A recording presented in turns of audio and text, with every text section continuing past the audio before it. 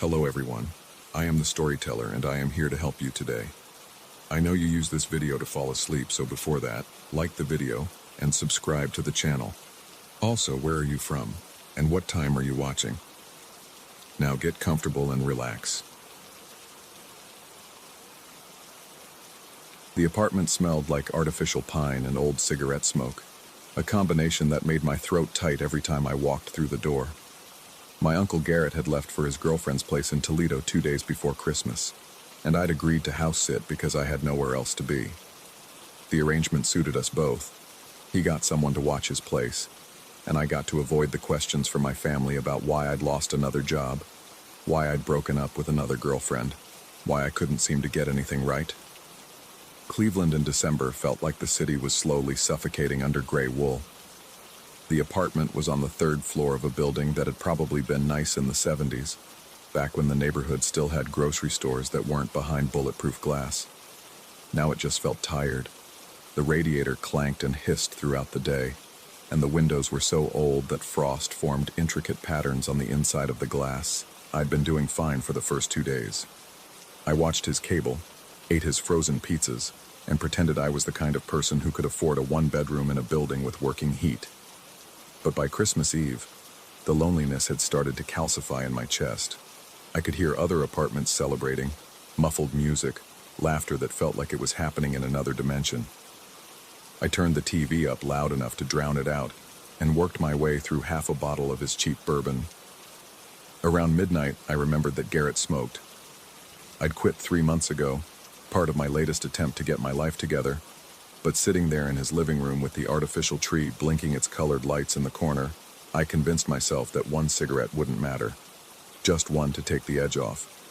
It was Christmas Eve after all. Even Jesus probably would have given me a pass. The problem was that Garrett kept his cigarettes in his bedroom, and something about going in there at night felt wrong. I'd been avoiding the room during my stay, using the pull-out couch in the living room instead. The bedroom door had a way of hanging slightly ajar no matter how firmly I closed it, and the gap always seemed wider than it should be, like the doorframe itself was warped. I waited until 3 in the morning. I'm not sure why I waited that long. Maybe I was still arguing with myself about breaking my streak of sobriety from nicotine. Maybe some part of me knew I shouldn't go near that room. The bourbon had worn off enough that I was left with just the raw anxiety that had been my constant companion for the past 6 months. The feeling that something fundamental had broken inside me, and I didn't have the tools to fix it. The hallway felt longer than it should have been. Garrett had strung cheap garland along the walls, and in the dim light from the living room, it looked less festive and more like something botanical and invasive, creeping along the plaster. The pine scent was stronger here, almost aggressively sweet, making my eyes water. When I reached for the bedroom door handle, I noticed my hand was shaking. I told myself it was just the withdrawal, just my body remembering what it wanted. The metal was cold enough to hurt. I pushed the door open slowly. The hinges didn't make a sound, which somehow felt worse than if they had creaked. The room beyond was darker than it should have been. Garrett's blackout curtains were drawn, but there should have been some light from the street, some ambient glow from the city. Instead, the darkness felt absolute, textured, like something I could reach out and touch.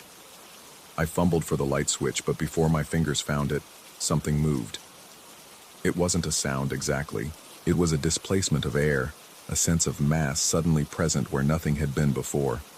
Something black and compact erupted from the shadow next to the doorframe, not emerging gradually, but launching itself with violent urgency. It had weight to it, substance. Not quite a shape I could define, but definitely there, definitely real, pushing against me with force enough to make me stumble backward. The impression I had was of a body without features, condensed darkness with intention behind it. For just a fraction of a second, I felt something that might have been fingers, cold, impossibly cold, brush against my forearm. Then I was moving backward without deciding to move, my body making decisions my brain was too slow to authorize. I don't remember turning around. I don't remember consciously choosing to run. But suddenly I was taking the stairs 3 at a time, my hand barely touching the railing. my feet hitting each step with a hollow percussion that echoed through the building. Behind me, I heard nothing. No footsteps, no pursuit, no breathing. The silence following me down felt worse than any sound could have been. The pine smell vanished somewhere between the second and first floor, replaced by something else entirely. It took me a moment to identify it because it was so unexpected. Coal smoke. Not cigarettes, not the residual tobacco smell that clung to everything in Garrett's apartment. This was older, deeper. The smell of anthracite burned in an ancient furnace, heavy and mineral and faintly sulfuric. It coated the inside of my nose, worked its way down into my lungs. I burst through the ground floor door and into the small lobby, which was decorated with a drooping tinsel wreath and a dying poinsettia on the mail table. The fluorescent light overhead buzzed and flickered, making everything look slightly unreal, like a stage set. I stood there, hands on my knees, trying to catch my breath and feeling ridiculous. What had I even seen? Anything. The room had been dark. I'd been drinking. I was stressed, sleep-deprived, coming off nicotine. The mind could play tricks. I knew that. I'd read enough about it during my last spiral into WebMD at 3 a.m, diagnosing myself with everything from brain tumors to early-onset schizophrenia. But I could still feel the cold on my forearm, still smell the coal smoke even though I was 2 floors away from it now. I spent the rest of the night in the lobby, sitting in one of the ancient chairs that probably dated back to the building's construction. The radiator there made sounds like someone tapping on metal pipes with a wrench, an irregular rhythm that kept me from falling asleep. Every time I thought about going back upstairs, my legs felt like they'd been filled with concrete.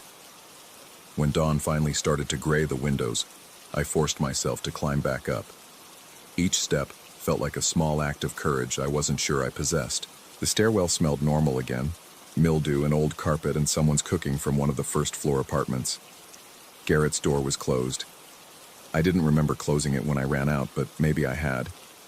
Maybe my hands had worked on autopilot while my brain was busy processing terror. I stood in front of it for what might have been 5 minutes or 20, my key held out like a weapon. The apartment looked exactly as I'd left it. The TV was still on, playing some infomercial on mute. The tree still blinked its sad little lights. The bourbon bottle sat on the coffee table next to a glass with a finger of amber liquid still in the bottom. Everything mundane and normal and completely at odds with what I thought I'd experienced. I avoided looking down the hallway toward the bedroom for as long as I could, busying myself with making coffee, with checking my phone for messages I knew wouldn't be there, with anything that would delay the inevitable. When I finally worked up the nerve to walk down that hallway, the first thing I noticed was the smell. Not pine anymore, not coal smoke, something else entirely. Burned hair, extinguished matches. The scent of something that had been on fire and was now decidedly not, leaving behind only the ghost of combustion. The bedroom door stood open the exact width I'd left it when I ran. The morning light came through a gap in the curtains, cutting across the floor in a blade of pale gray. Everything looked normal. The bed was made, same as it had been for days. Garrett's dresser held the usual debris of a middle-aged man's life.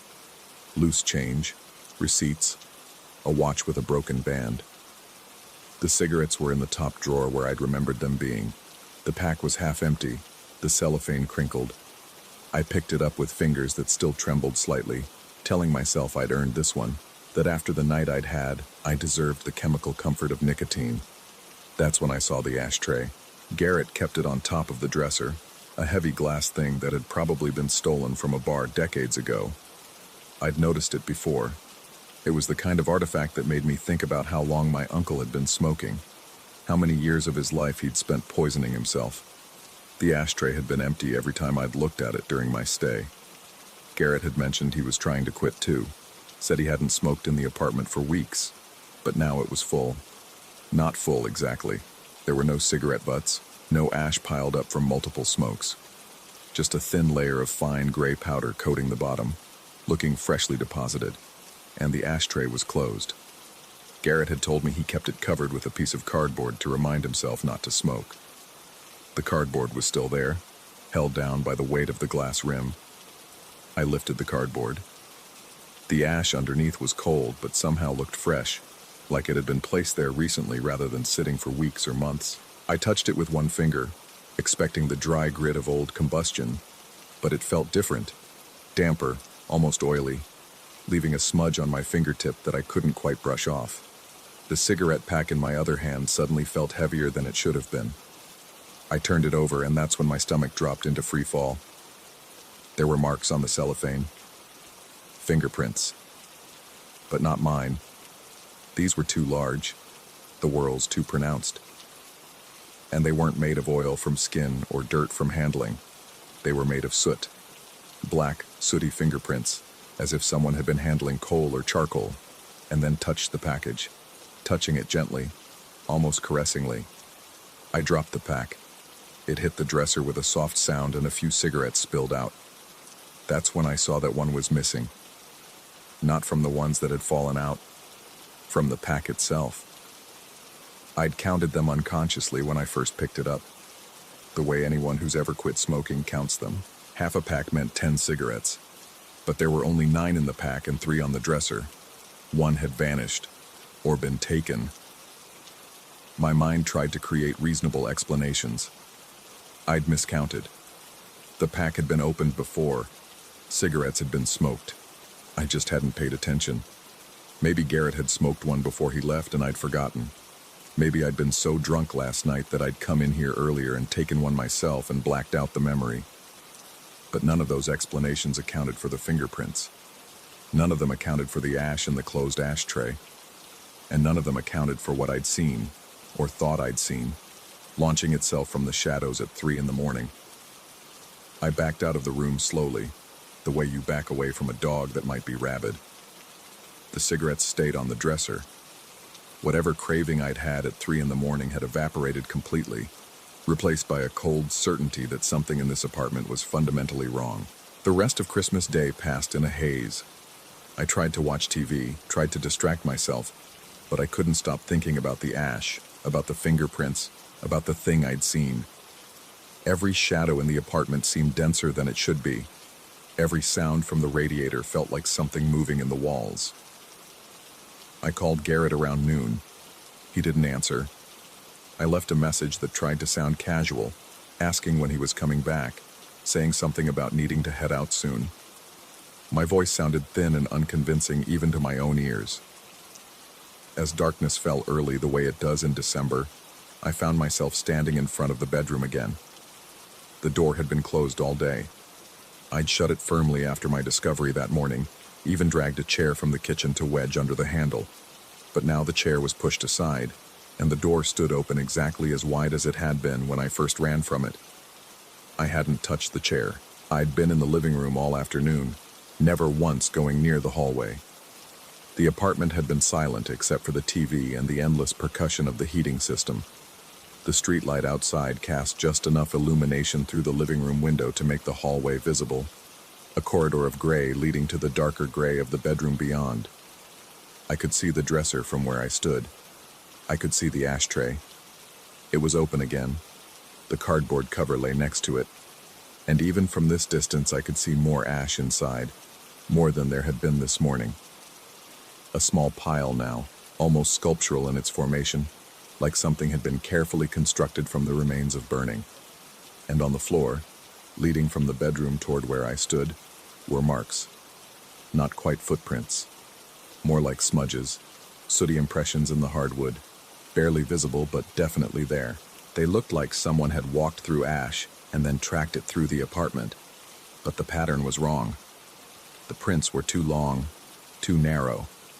The spacing between them too irregular, as if whatever made them had been moving in a way that human feet couldn't quite replicate.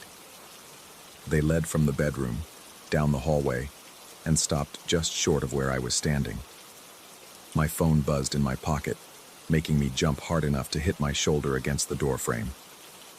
I fumbled it out, expecting, hoping for, a message from Garrett, something normal and mundane that would anchor me back in reality. But it wasn't Garrett. It was my mother, a text message that read only, "Merry Christmas, honey. Hope you're not alone." I looked back down the hallway. The ash prints on the floor seemed darker now, more defined. And beyond them, in the bedroom, I could see something I hadn't noticed before. The closet door, which I knew had been closed, now stood ajar. Just a crack. Just enough to let darkness seep through. Just enough that something could be watching me from inside. The radiator clanked, loud and sudden, and I heard myself make a sound that might have been a laugh or might have been something breaking. The lights flickered once, and in that brief moment of dimness, I thought I saw something move in the bedroom, something that shifted position but made no sound, that rearranged itself in the darkness while the world stuttered. When the light steadied, everything looked the same. The ash prints, the open ashtray, the closet door hanging ajar.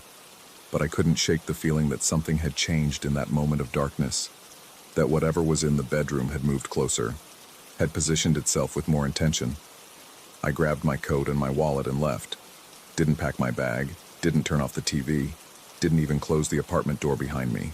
I just walked down those stairs and out into the Christmas evening, where the cold air felt clean and sharp and blessedly real. I walked for hours through empty streets, past houses with their Christmas lights blazing, past the few open convenience stores with their fluorescent brightness. I walked until my fingers went numb, and my breath came in clouds, and I couldn't feel my face anymore.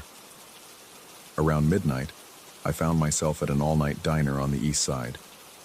The waitress looked at me with something between pity and concern, but she brought me coffee and pie and didn't ask questions. I sat in a booth by the window and watched the street, trying to convince myself that I'd overreacted, that I'd let stress and loneliness and too much bourbon create a narrative where none existed. But when I pulled out my wallet to pay, something fell onto the table. A cigarette. Not a whole one. About half of one, the end charred black as if it had been lit and then extinguished. The filter had marks on it, dark smudges that might have been from lips, or might have been from something else, something that had held it wrong, that had tried to use it the way a person would but couldn't quite manage the mechanics of smoking. It smelled like coal, like burning, like something returned. I left money on the table and walked back out into the night, the cigarette still sitting where it had fallen. Behind me, through the diner window, I could see the waitress picking it up, examining it, then dropping it in the trash with a disgusted expression. I never went back to Garrett's apartment.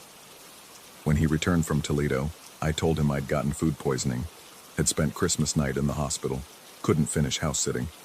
He seemed annoyed but not surprised, just another thing I'd failed to follow through on. He never mentioned finding anything unusual. Never talked about ash in the ashtray or prints on his floor.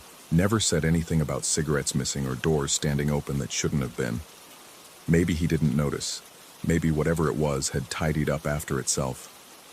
Maybe I really had imagined all of it.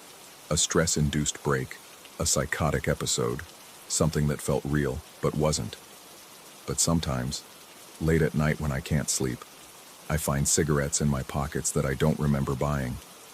They're always half-smoked, always smell like coal, always have marks on the filter that look almost but not quite like they came from human lips. And I think about that thing in the darkness, that compact mass of intention that pushed me out of that room. I think about how it felt to be touched by something that shouldn't exist.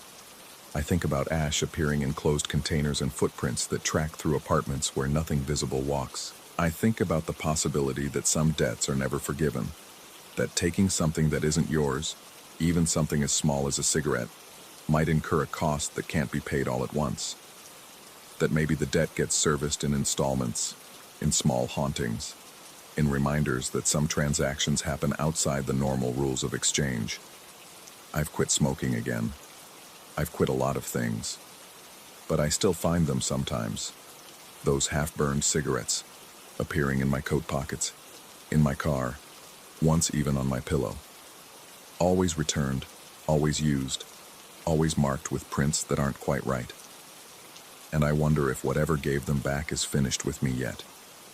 If the debt is paid, if the thing in the shadows is satisfied with the fear it's extracted, or if it's still there, still waiting, still counting every cigarette I might think about taking, that doesn't belong to me. I wonder if it will ever stop giving them back, or if this is just how things are now, forever, the exchange continuing, the balance never quite settling, the ash accumulating in places I can't see but can always smell, that mineral scent of coal smoke in the middle of the night, reminding me that some doors, once opened, can never be fully closed again.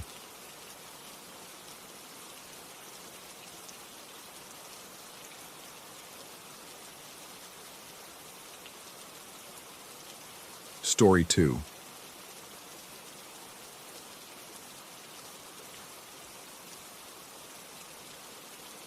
The woman in Atlantic City had shuffled the deck 3 times before laying out the cards.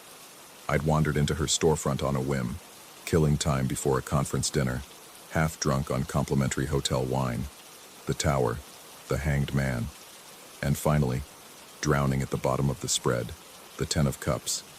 Inverted, she'd said, which meant something about denial and emotional flooding. She'd touched the cards with fingers that left wet prints on the velvet cloth, even though it hadn't rained in days. That was 8 months ago. Now I stand on Pier 47 in Seattle, a city built on drowned forests and submerged tides, and I can still feel the dampness of her fingerprints on my wrist, where she'd grabbed me on my way out. The memory surfaces whenever I'm near water, which is ironic considering my entire career revolves around it. The contract seemed straightforward enough. Stress test the new emergency flood barriers before the Port Authority signed off on the installation. Night work, when maritime traffic thinned to almost nothing. I'd done 100 similar jobs, back when I could look at water without feeling my throat constrict. The pay was good. The timeline was tight. I needed the distraction. I arrived at 11, when the security guard still made his rounds. He'd waved me through with barely a glance at my credentials, more interested in his phone than my presence. The pier stretched ahead like a finger pointing into Elliott Bay, industrial lights casting long shadows that swayed with the rhythm of unseen currents below.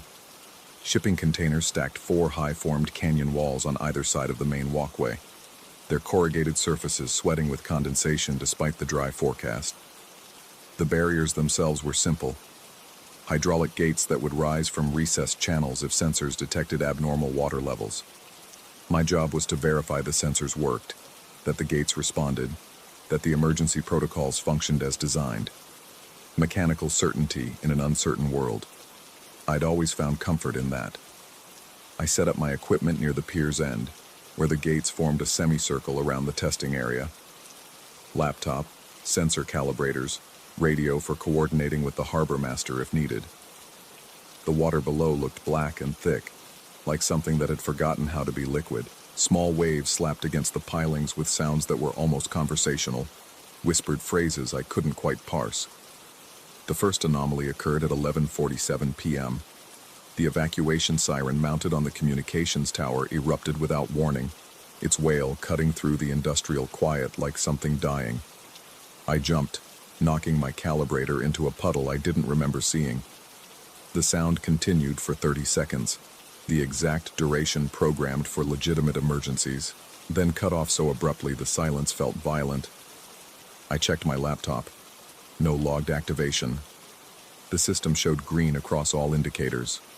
According to every sensor and protocol, nothing had happened. I keyed my radio trying to raise the harbor master. Static answered, but not the clean white noise of an empty channel. This was different. Layered, almost rhythmic, with an underlying gurgle that made me think of words drowning before they could form. I adjusted the frequency. The static followed, adapting to each new channel like something learning to communicate. Then the lights began their performance. The overhead fixtures, industrial LEDs rated for years of continuous operation, started pulsing in sequence, dimming and brightening in waves that rolled down the pier toward me. But they weren't following any electrical pattern I recognized. They were following something else, something that corresponded to the water below.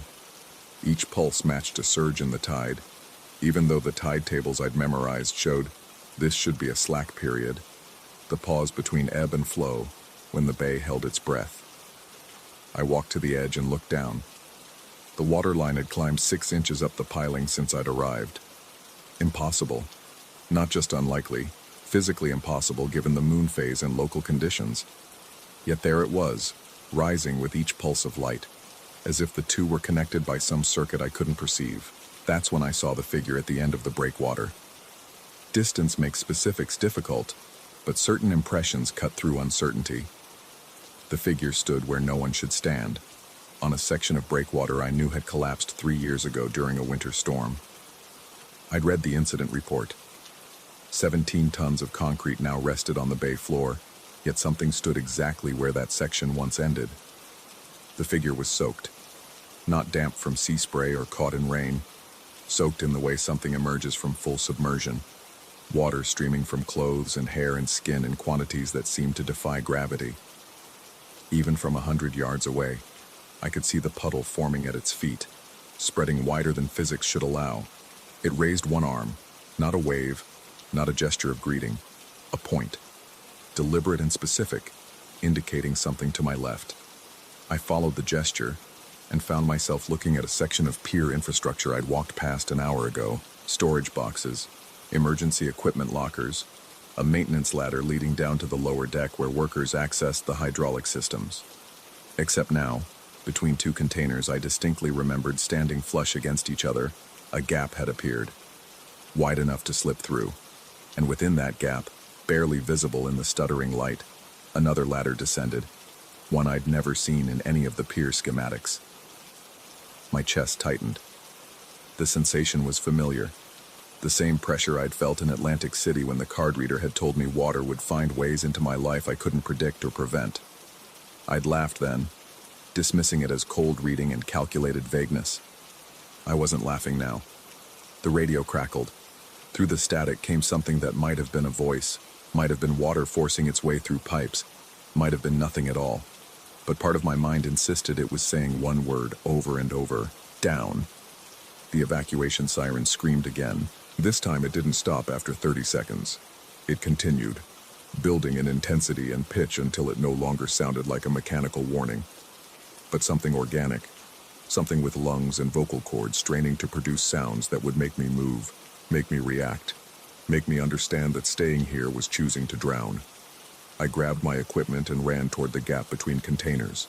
The lights were pulsing faster now, matching my heartbeat, or perhaps driving it, and the water below had risen another foot, now lapping at the lower deck's edge. The figure on the breakwater remained motionless except for that extended arm, still pointing, still insistent. I reached the gap. Up close, the hidden ladder looked old, older than the pier itself, constructed from a type of iron that hadn't been used in marine applications for decades. Each rung bore a patina of corrosion and something else, something green and organic that I recognized from underwater surveys. Algae, but algae growing in patterns, in bands that marked different levels like tree rings, or the layers of sediment in an archaeological dig. The bottom rung bore a fresh coating, still wet, still spreading. The one above it was drier, but equally marked. And above that, another band, this one weeks old, the algae already browning at the edges. I counted up, rung by rung, noting the progression. Each visit I'd made to similar sites over the past months, each time I'd encountered something I couldn't explain. They were all there, recorded in bands of dying algae climbing steadily upward. Tonight's mark would be one rung higher than last week's. Next time, one rung higher still. An advance measured in discrete increments, patient and inexorable, as if something was learning the geography of my escape routes and adapting accordingly. The siren cut off. In the sudden silence, I heard the water clearly. Not just waves against concrete, but something underneath. Something that sounded like breathing. Deep, slow, rhythmic breathing. As if the bay itself had developed lungs. I looked back at the breakwater. The figure was gone. But the puddle remained, a dark stain on concrete that should have been swept away by wind and wave action in seconds. Instead, it was growing, spreading toward the main pier like something alive, something searching. My hand found the ladder's top rung, cold metal, slick with moisture, solid enough to trust with my weight. I could descend, follow this infrastructure that existed in the gap between what was mapped and what was real. I could avoid being here when whatever was rising reached the level I stood on. Or I could stay, could wait, could finally confront what the card reader had seen in that inverted cup, the flood that was coming for me whether I ran or not. I descended 3 rungs. The algae under my fingers felt alive, pulsing with the rhythm of the water below. 4 rungs. 5. The lower deck came into view, awash now with several inches of seawater that shouldn't be there, that violated every principle of pier design and tide prediction I'd spent years studying. 6 rungs. 7. I was below the main deck now, in the shadows where maintenance workers rarely ventured. The water around my feet, because yes, I was standing in it now, my boots submerged to the ankle, felt warmer than it should, almost body temperature, almost welcoming. Above me, I heard the evacuation siren start again, but distant now, muffled by water and metal. The lights continued their pulse, faster and faster, until they were no longer individual flashes, but a continuous strobe that made the water's surface look like it was breathing, inhaling and exhaling in perfect synchronization with whatever I'd heard earlier. I looked up at the ladder. Tonight's algae mark was at eye level now. I was below it. For the first time in 8 months of increasingly strange incidents, I descended below the level that something wanted me to reach.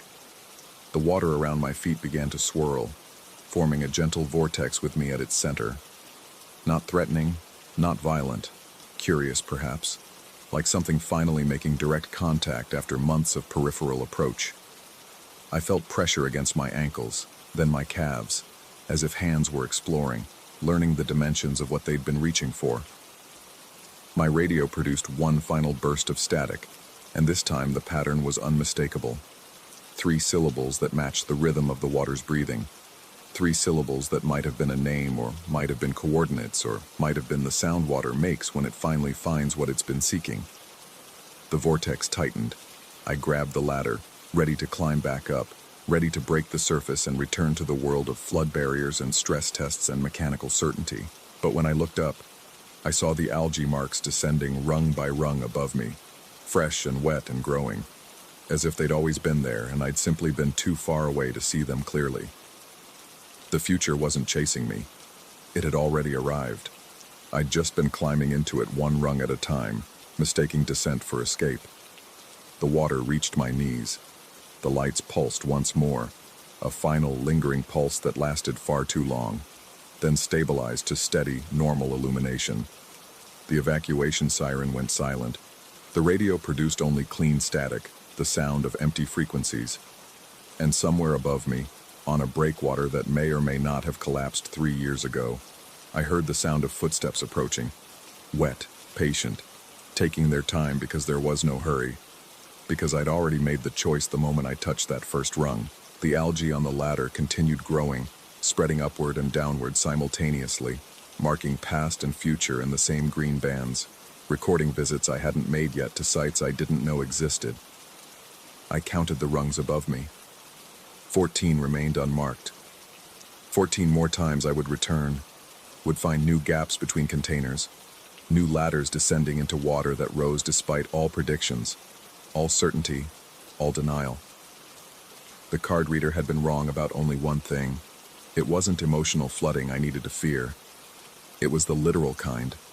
The water that comes for engineers who build barriers, who trust in concrete and hydraulics, and the illusion of control over forces that were never meant to be contained. I climbed, not up toward the main deck where my equipment waited, and the security guard would eventually notice my absence.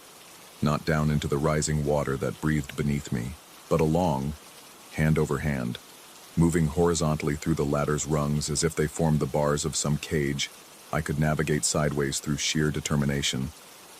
The algae followed my path, appearing fresh on each rung my fingers touched, as if I weren't escaping the mark but creating it, carrying it with me like some contagion that would eventually cover every surface I contacted. When I finally emerged, through what gap, in what container, on what pier, I couldn't say with certainty.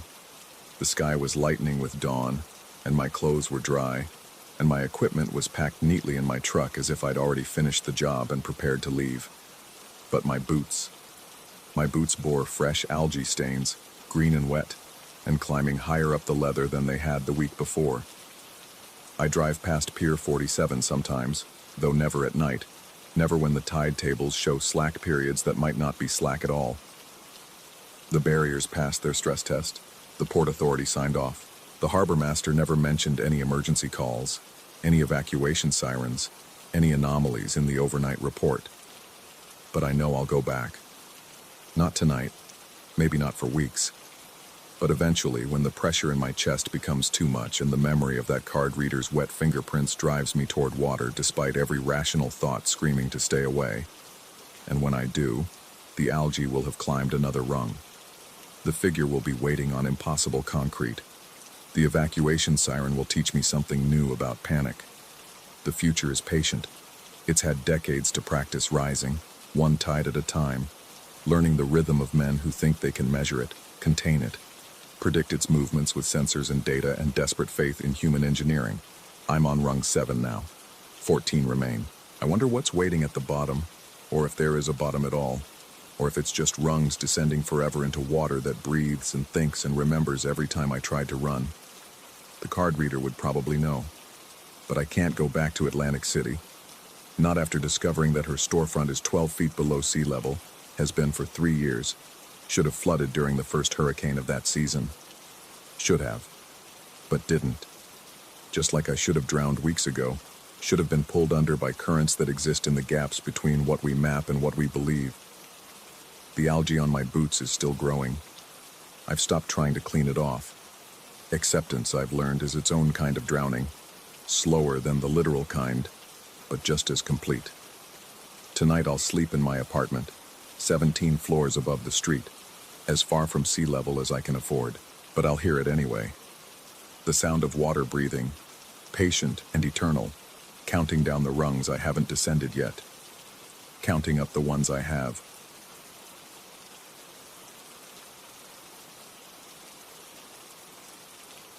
Story 3.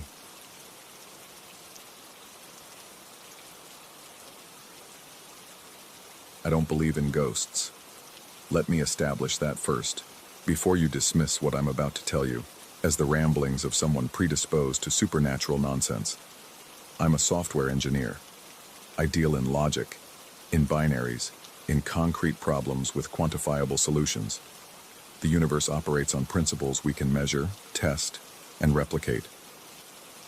That's what I told myself anyway, before that week in Denver when my partner flew to Portland for a conference and left me alone with the cats. The apartment felt different the moment I closed the door behind her, not in any way I could articulate. The furniture hadn't moved, the temperature hadn't changed, the lighting remained the same amber warmth it always cast across our living room. But something in the quality of the silence had shifted, grown denser, as if the air itself had become watchful. I remember standing there with her suitcase still visible through the window as the Uber pulled away, feeling foolish for the prickle of unease crawling up my spine. The cat sensed it too. Diesel and Juniper, our 2 tabby rescues, had always been creatures of predictable routine. Diesel claimed the couch's left arm every evening at 6. Juniper preferred the windowsill in the bedroom, where she could observe the street below with regal disdain. But that first night, I found them both pressed against each other in the bathroom doorway, staring down the hallway toward the bedrooms with an intensity I'd never seen before. Their ears weren't flat. They weren't frightened exactly.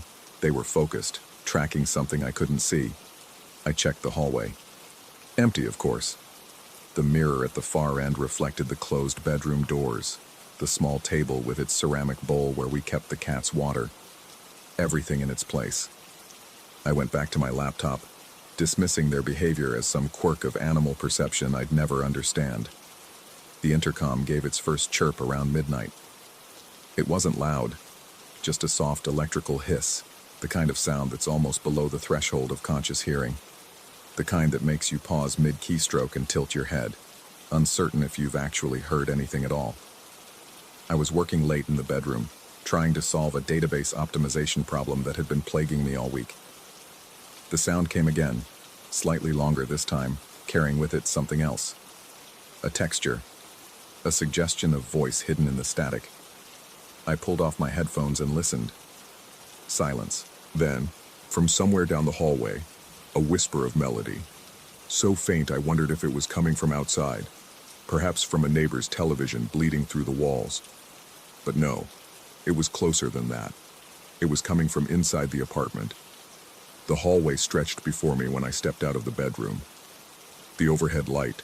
We'd never bothered to replace the bulb, preferring the softer glow from the rooms on either side. left it in perpetual twilight. The mirror at the end caught fragments of illumination and threw them back in strange angles. I'd walked this hallway thousands of times. I knew every creak in the floorboards, every subtle unevenness in the carpet. But in that moment, it felt unfamiliar, as if I'd stepped into a carefully constructed replica of my own home, identical in every detail except for something fundamental I couldn't quite identify. The singing grew clearer as I moved forward. Not words exactly, but a melodic humming. Feminine, gentle, almost mournful. It carried an old-world quality, the kind of folk tune that feels like it predates recorded history, passed down through generations until its origins blur into mythology. She was bent over the cat's water bowl. I saw her from behind first, the cascade of deep auburn hair falling past her shoulders, the fabric of her dress, some kind of vintage garment with high lacing up the back. The way she crouched with an old-fashioned posture, knees together, one hand extended toward the ceramic bowl. She was humming that strange melody, and her hand moved through the air in slow, deliberate strokes, as if stroking the head of an invisible cat. My breath caught in my throat. My first instinct wasn't fear. It was confusion so profound it felt like vertigo. Who was this woman in my hallway? How had she gotten in? The rational part of my brain scrambled for explanations. My partner had come back early, though that made no sense given the red hair and unfamiliar dress. A neighbor had somehow entered the wrong apartment, though our locks were secure and we'd heard no sounds of entry. An elaborate prank, though who would orchestrate such a thing and why? I stood frozen, unable to move forward or retreat, as she continued her ministrations over the empty air above the water bowl. The humming rose and fell in gentle waves. Her hand moved with such tenderness, such practiced care, that I felt like an intruder witnessing an intimate moment I had no right to see. Then she lifted her face.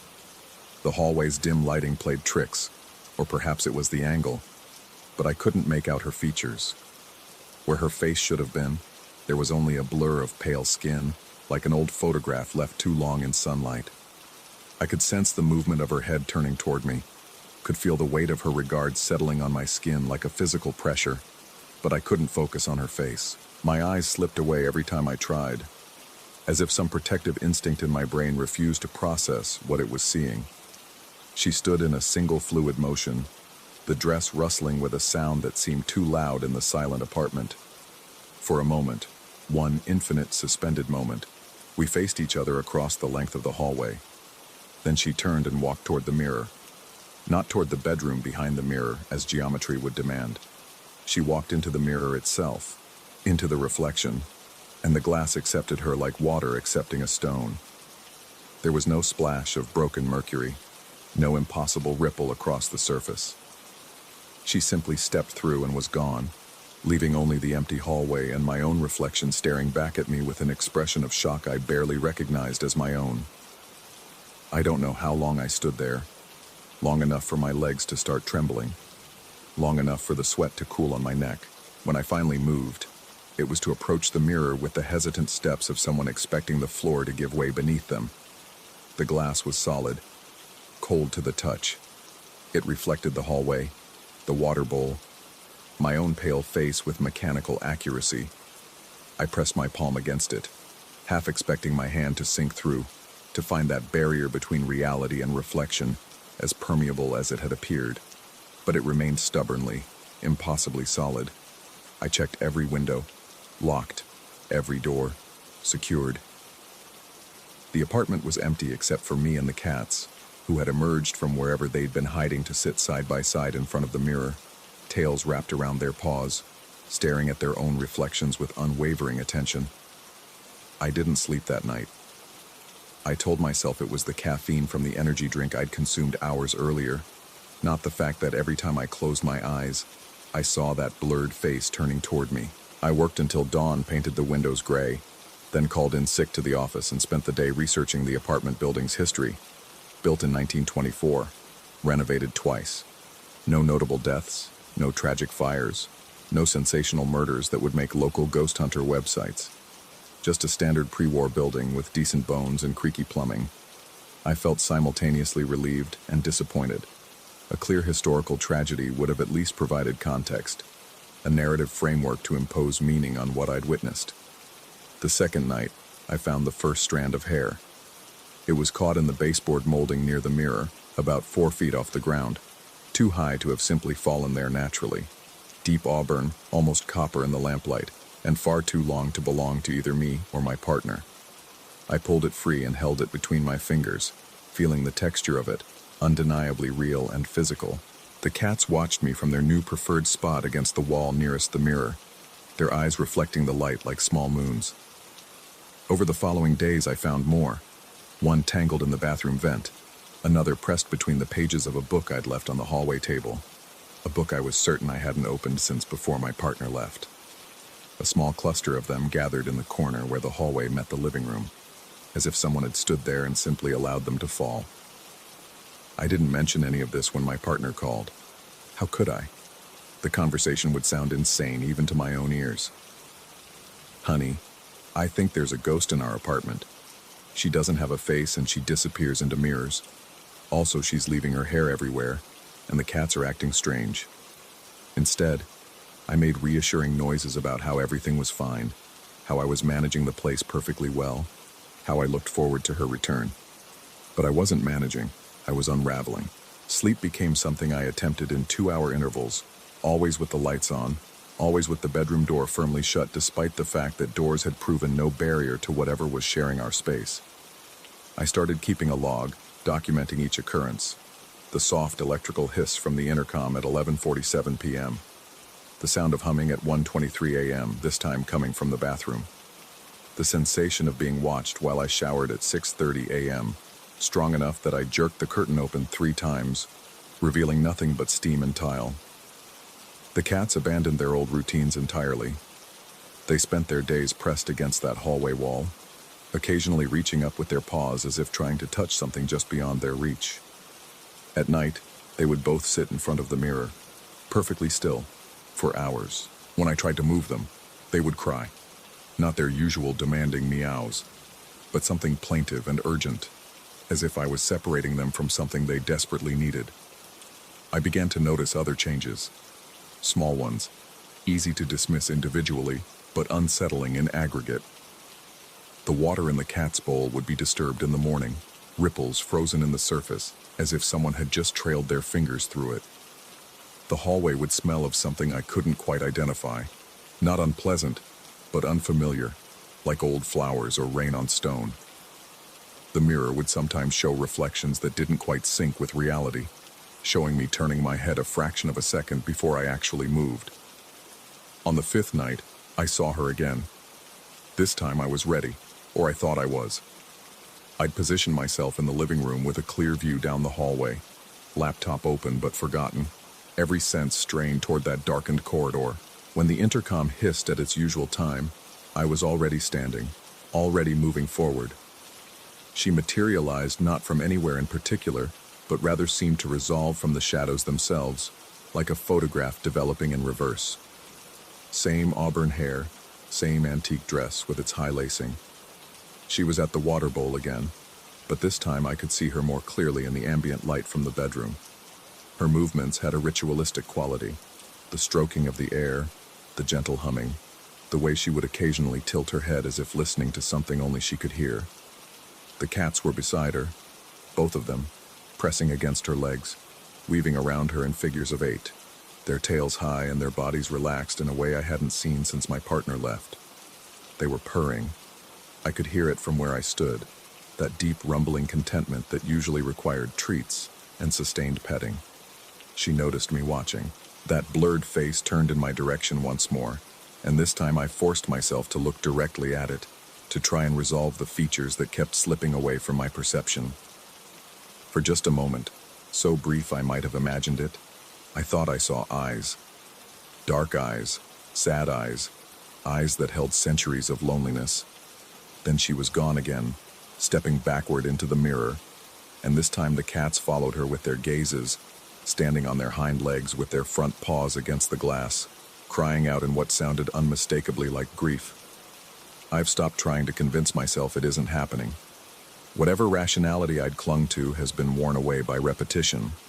by the accumulating evidence of auburn hair I gather from the baseboards each morning, by the way the cats no longer recognize me as their primary caretaker.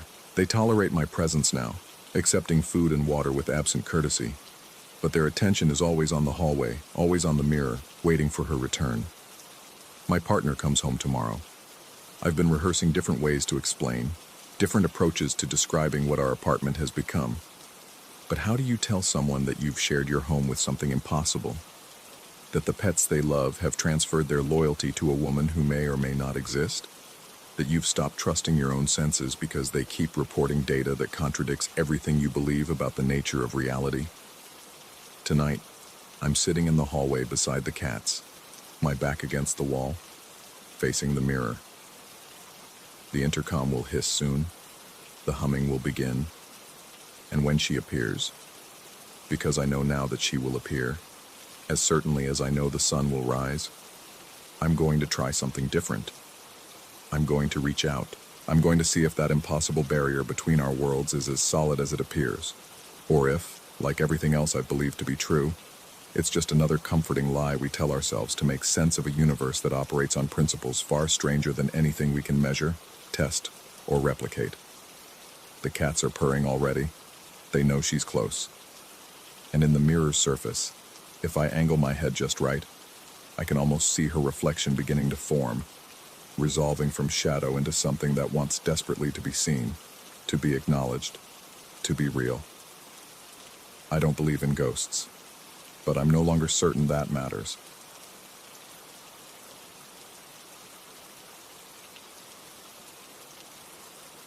Story 4.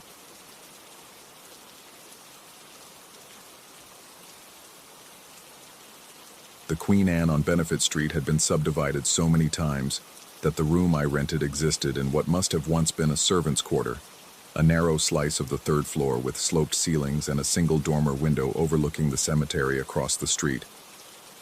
The landlady, a woman in her 70s with hands that trembled when she counted my deposit, mentioned only that the previous tenant had left suddenly. She didn't elaborate, and I didn't ask. I needed the space. My dissertation on colonial New England funeral practices had consumed 3 years of my life, and I was determined to finish it in Providence, close to the primary sources. The built-in wardrobe revealed itself on my second night. I'd been hanging shirts when my elbow struck the back panel harder than I'd intended, and the sound that returned wasn't the solid thunk of backing board against wall. It was hollow, deeper, the kind of acoustic space that suggests volume. I pressed my palm flat against the wood and felt it give slightly, like a door with loose hinges. The seam became visible once I knew to look for it, a rectangle cut so precisely into the wainscoting that only the faintest shadow betrayed its presence. My fingernails found purchase in a gap near the bottom corner, and the panel swung inward on silent hinges, releasing a breath of stale air that tasted of rust and something chemical I couldn't immediately place. Burnt varnish, maybe, or old paint heated past its tolerance. Behind the panel, a crawl space extended into darkness. The angle was wrong for it to be simply dead space between walls. It slanted upward, following the roof line, and the opening was large enough for a person to enter if they crouched. I retrieved my phone and activated the flashlight, sweeping the beam across the interior. Scratches covered every visible surface. Not random gouges, but deliberate marks carved into the wood with something sharp enough to bite deep, but controlled enough to form patterns. They repeated in clusters, geometric shapes that might have been floor plans or circuit diagrams, or something else entirely. Something my academic brain refused to categorize. The symbols overlapped in places, as though revised repeatedly, and in the overlapping sections, the wood had been worn smooth by friction, by hands or fingers moving across the same grooves again and again. The smell intensified as I leaned closer. Iron, definitely. The mineral tang of old blood, though I saw no stains. And beneath it, that acrid chemical odor that reminded me of the preservation lab where I'd examined 17th century funeral artifacts. Formaldehyde, perhaps, or the residue of something organic breaking down in an enclosed space. I almost missed the inscription on the inside of the panel door. The letters had been carved with the same tool that made the symbols, each character gouged deep into the wood grain. Do not close once opened. My hand was already pulling back from the panel when the logic of the warning hit me. Not do not open, but do not close. As if the danger wasn't in discovery but in concealment. As if something needed to remain accessible. I left the panel open that night. It seemed prudent. The stairs to the attic ran up the exterior wall of my room, just beyond the door to the hallway. I'd heard them settle occasionally during my first night. Old houses breathe and shift with temperature changes, expanding and contracting in their own rhythms. But the sound that began after I discovered the crawl space was different. It started around 2 in the morning, a deliberate creak-pause creak pattern that moved from the upper landing down 3 steps, then stopped. Every night, the same sequence. 3 descending steps, then silence until dawn. I told myself it was the wood adjusting to the coastal humidity. Providence in October runs damp, and the house was over a century old, its bones saturated with Atlantic moisture. But the timing bothered me, always beginning within 15 minutes of 2 a.m., always stopping at the same point on the stairs. On the 4th night, I opened my door during one of the pauses. The hallway was dark, except for the faint orange glow of a streetlight filtering through a window at the far end. The attic door stood at the top of the stairs, closed and locked, just as it had been when the landlady showed me the building. Nothing moved, nothing breathed, but the smell had changed. That same iron and chemical mixture from the crawl space now hung in the hallway air, faint but unmistakable. I closed my door and wedged my desk chair under the handle. My research suffered. The dissertation pages I'd planned to revise sat untouched on my laptop, while I found myself drawn repeatedly to the open panel, crouching at its threshold and playing my flashlight beam across the carved symbols. I started photographing them, thinking I might find references in my source materials. Folk magic diagrams, perhaps, or Masonic symbols from Providence's merchant class. But the patterns didn't match anything in my databases. They felt older, more primal, like the kind of marks humans made before written language, when the distinction between representation and reality was still negotiable. The scratches extended farther into the crawl space than I'd initially realized. On my hands and knees, I followed them upward along the slanted floor, the phone's light revealing layer upon layer of carved wood. Some marks were shallow and tentative. Others cut so deep I could fit my fingertip into the groove. In places, the wood had splintered under repeated assault, creating rough patches that caught on my clothes as I crawled. 20 feet in, the space opened slightly. Not into a room exactly, but into a junction where the roofline created a pocket of vertical space large enough to crouch upright. Here, the carvings became more elaborate, forming what looked like a 3-dimensional map. Lines connecting points on the floor to corresponding marks on the slanted walls, creating a network of relationships that my eyes couldn't quite resolve into coherent meaning. The smell was strongest here, thick enough to coat my tongue and throat. Something had been left in the corner. A leather satchel, green with mold, sat collapsed against the wall. I didn't touch it. Instead, I backed out of the crawl space slowly, my spine pressed against the opposite wall, unable to turn my back on that pocket of shadow where the leather bag waited with whatever it contained. That night, the stairs creaked all the way down to my floor. I lay rigid in bed, listening to the rhythm of descent, counting the steps. 14 total, ending directly outside my door. The floorboards groaned with weight, something heavy enough to make the old wood complain. Then silence. Not even the sound of breathing, just an absence of sound so complete it felt like negative space, a hole cut out of the ambient noise of the house. I didn't open the door. I didn't move. I watched the thin line of light beneath the doorframe for shadows, for any indication of movement, but saw nothing. Whatever stood in my hallway had no shadow to cast, or no light to cast it, or no physical form to interrupt the photons traveling from the streetlight to my threshold. When dawn finally grayed the window, the weight outside my door lifted. I felt it leave the way. You feel pressure change before a storm, some atmospheric shift that happens in your bones before your brain names it. The stairs creaked upward, all 14 in reverse. I should have left. I'd paid for the month, but the landlady wouldn't have fought me for the remainder. I could have found another room, another house, another city if necessary. My dissertation could wait, but the panel remained open, and something about that felt important. A responsibility I'd assumed by removing the barrier. Do not close once opened. I'd opened it. The warning implied consequences for reversal. The crawl space began to change. At first, I thought my repeated entries were disturbing settled dust, making the space look different each time. But the changes were too specific for that explanation. The symbols shifted position. Marks I'd photographed one day appeared in new locations the next, carved into surfaces that had been smoothed 24 hours earlier. The network of lines in the junction point grew denser, adding connections that rewrote the diagram's logic.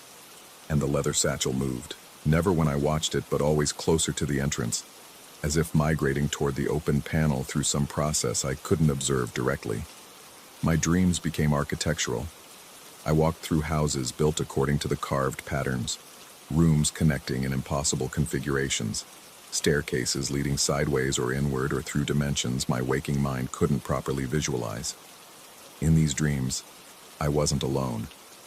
Someone walked the same halls, always in the adjacent room, always moving parallel to my path.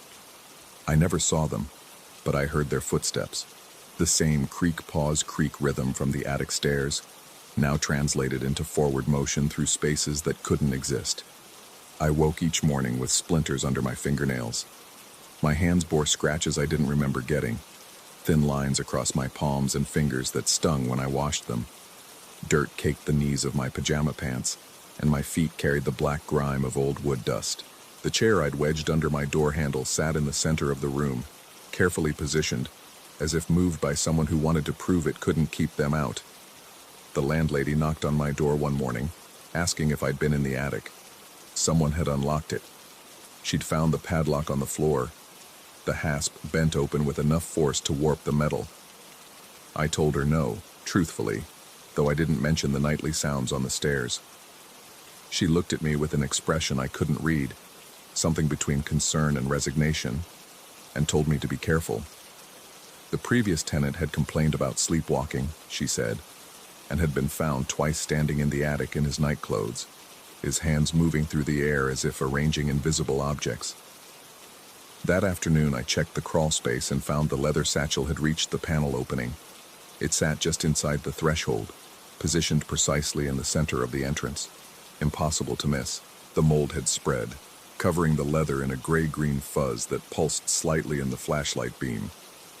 Not with life exactly, but with some other form of animation, some response to observation that made my stomach tighten. I left it there. I backed away and tried to work on my dissertation, but the words wouldn't come. My research on funeral practices felt suddenly irrelevant, a child's attempt to understand death by examining its ceremonies while missing the essential truth, that death wasn't an ending but a threshold, and thresholds could be held open or sealed closed, and the choice mattered in ways I was only beginning to comprehend. The stairs no longer stopped at my door. They continued down, through the house, a rhythmic descent that proceeded into the basement and, I imagined, lower still, into foundations and substructures, and the dark earth beneath Providence's hills. When they reached the bottom, they began again at the top, an endless cycle of descent without arrival. I found myself in the crawl space without remembering the decision to enter. My body moved through the tunnel on autopilot, hands and knees navigating the familiar path, while my conscious mind watched from a distance. The junction point had transformed into something almost organized. The carved lines now formed clear pathways, channels that guided my fingers along their grooves. The symbols made sense in a way language couldn't capture. I understood their meaning without words, felt their instructions in my muscle memory. The work wasn't finished. That knowledge arrived complete and certain, as if I'd always known it. The previous tenant had started something, had begun a process that required continuation, and the crawl space had waited patiently for someone new to resume the task. The leather satchel contained tools. I knew without opening it. Sharp tools for carving. Specific measurements written in a notation older than numbers. I carved. The wood accepted my marks easily, the grain splitting along predetermined paths as if the patterns had always existed beneath the surface, waiting for revelation. Hours passed, or minutes, or days, time losing meaning in the crawlspace's darkness. My hands moved with certainty, adding lines and symbols to the network, extending connections that reached toward some endpoint I couldn't visualize but could feel approaching. The crawlspace grew larger as I worked. Space expanded ahead of me, the walls receding to accommodate new sections of diagram. The smell of iron and chemicals faded, replaced by the neutral odor of fresh-cut wood and something else. Something that smelled like the air before lightning strikes, ozone and potential energy.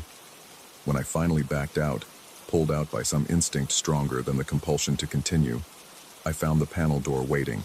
It stood separate from the wall now, a freestanding threshold that opened onto the crawlspace from one side and onto my room from the other, though the geometry of that arrangement should have been impossible. The inscription glowed faintly in the darkness, letters written in foxfire or some other bioluminescent decay. Do not close once opened. But the panel wanted to close. I could feel its desire like a physical pressure, an argument made in sensation rather than language. It needed to close to complete the work. The opening had been necessary for the carving, for the expansion, for the preparation. But closing it was how the transition finished, how the spaces I'd drawn in wood became spaces that existed in fact. My hands reached for the panel. The wood felt warm under my fingers, almost alive, pulsing with the same rhythm as the footsteps on the stairs. Behind me, my room looked suddenly unfamiliar. The walls at wrong angles, the window opening onto a view I didn't recognize, or had never noticed, or had been different all along. The choice felt inevitable. I'd been working toward this moment since I'd first pressed my palm against the false panel. Maybe since I'd rented the room. Maybe since I'd chosen to study death in Providence, where death was a colonial industry, and the boundary between living and buried ran thin. The work needed completion. The crawlspace had taught me that much, had shown me through symbol and scratch how spaces could be rewritten, how reality was less fixed than we pretended, how the right marks in the right places could redesign the architecture of existence. I began to close the panel. The stairs stopped creaking. The house held its breath. My hands trembled with the weight of the door, feeling its eagerness to seal, to finish, to transform preparation into manifestation. The gap narrowed, 6 inches, 4, 2, and through the shrinking opening, I glimpsed the crawlspace interior, no longer empty tunnel but furnished corridor, walls lined with doors, each door marked with symbols I'd carved, each door leading somewhere I'd drawn into being. 1 inch, half an inch. Something moved in the hallway outside my room. Footsteps, but ascending now, climbing the stairs back toward the attic. Climbing with my rhythm, my gait, my weight distribution across old treads. I was in the hallway. I was at the panel. Both locations occupied me simultaneously, and the contradiction didn't feel wrong so much as preliminary, a temporary state before final positioning. The panel clicked shut. The work was finished. The work was just beginning. I stand in the crawlspace now, or my room, or the hallway, or all three. The boundaries negotiable in this new configuration. The carved symbols pulse with dim light, showing me pathways through the house that weren't there before, or were always there, or will be there soon depending on which door I open, which threshold I cross. The leather satchel sits beside me, tools cleaned and ready for the next tenant, because there will be a next tenant. There's always a next tenant in a Queen Anne subdivided this many times, always another room to rent, another person seeking cheap space close to their research. The landlady's hands will tremble when she counts their deposit. She'll mention that the previous tenant left suddenly. She won't elaborate. They won't ask. And I'll wait in the walls, in the crawlspace, in the junction point where 3 dimensions failed and others took their place. I'll wait for them to find the panel, to read the warning, to open what shouldn't be opened and begin what shouldn't be begun. The stairs will creak for them, 3 steps down at first, then more as they grow comfortable with the sound, as they learn to recognize its invitation. And when they're ready, when the work calls them and they answer with carved wood and bleeding fingers, I'll be there, walking parallel through adjacent rooms, showing them through footsteps and silence how to finish what I've started. Because the work is never finished. That's what the symbols teach, what the crawl space knows, what the panel guards and reveals in equal measure. There are only iterations, variations, new tenants adding their marks to the palimpsest of scratches until the diagram is dense enough, complex enough, real enough to stop being representation and become the thing itself. The house breathes around me. Providence sleeps beyond these walls, unaware that its architecture has been quietly rewritten, one room at a time, one tenant at a time, one open panel that should never close but always does. I wait for the sound of fingernails on wood, for the gasp of discovery, for the moment when someone new reads the warning and makes the same choice I made, the only choice the work allows. Do not close once opened, but we always do. And that's how the work continues. Story 5. The Polaroid camera felt wrong from the moment I picked it up. Not damaged wrong. The leather case was scuffed but intact, the lens clear enough. Wrong in a way I couldn't articulate standing there in that roadside thrift store outside Flagstaff, Arizona, with its smell of old magazines and someone else's abandoned lives. The woman behind the counter, her face a roadmap of sun damage and cigarette smoke, told me it had come in with an estate sale from Sedona. She didn't know anything else, and I didn't ask. $45 seemed reasonable for a camera that looked like it still worked. I should have noticed her expression when I paid. Not quite relief, but something adjacent to it, like she was glad to see it go. The motel parking lot was empty except for my rental car and a semi-truck idling 3 spaces down. Late afternoon sun turned everything copper and gold, that particular Arizona light that makes the world look like it's burning from the inside. I loaded the film pack, feeling the mechanical click as it seated properly, and pointed the camera at the motel sign, the familiar whir and mechanical spit of a developing photograph. I shook it gently, watching the image emerge in that chemical bloom of color. That's when I saw her for the first time. She stood in the photo's background behind where I'd been standing, visible in the chrome reflection of a pickup truck's bumper. A woman in what looked like Victorian-era clothing, high-necked and severe, with an elaborate necklace that caught the light in strange ways. Her face was turned toward the camera, toward me, with an expression I couldn't quite read. Not threatening exactly, more like recognition. I turned around. The parking lot remained empty except for my car and the distant truck. No woman, no one at all. The back of my neck prickled with that ancient sensation of being watched, that evolutionary holdover that kept our ancestors alive on the savannah. I took another photo immediately, pointing the camera at the same angle, waited for it to develop, my thumb leaving a sweat mark on the white border. She was there again. Closer this time, reflected in my car's rear window. The necklace seemed more elaborate in this shot, heavy chains and pendant pieces that looked almost ecclesiastical. Her eyes were dark hollows in the developing image, but I felt their weight all the same. I spent the next hour trying to rationalize it. Double exposure, maybe, though I'd just loaded fresh film. Some flaw in the optics creating a persistent ghost image. I took photos of the sunset, the parking lot, the motel's flickering neon sign. In every shot where there was a reflective surface, car paint, window glass, the chrome edge of a soda machine, she appeared, always behind me, always watching. The worst was the photo of my motel room door. She stood reflected in the brass number plate, so close that I should have been able to feel her breath on my neck. By nightfall, I'd convinced myself it was the camera. Cameras could be defective. Film could be corrupted. I drove to a Walmart on the outskirts of Phoenix, bought a disposable camera and a cheap digital one, both sealed in plastic that crackled when I tore it open.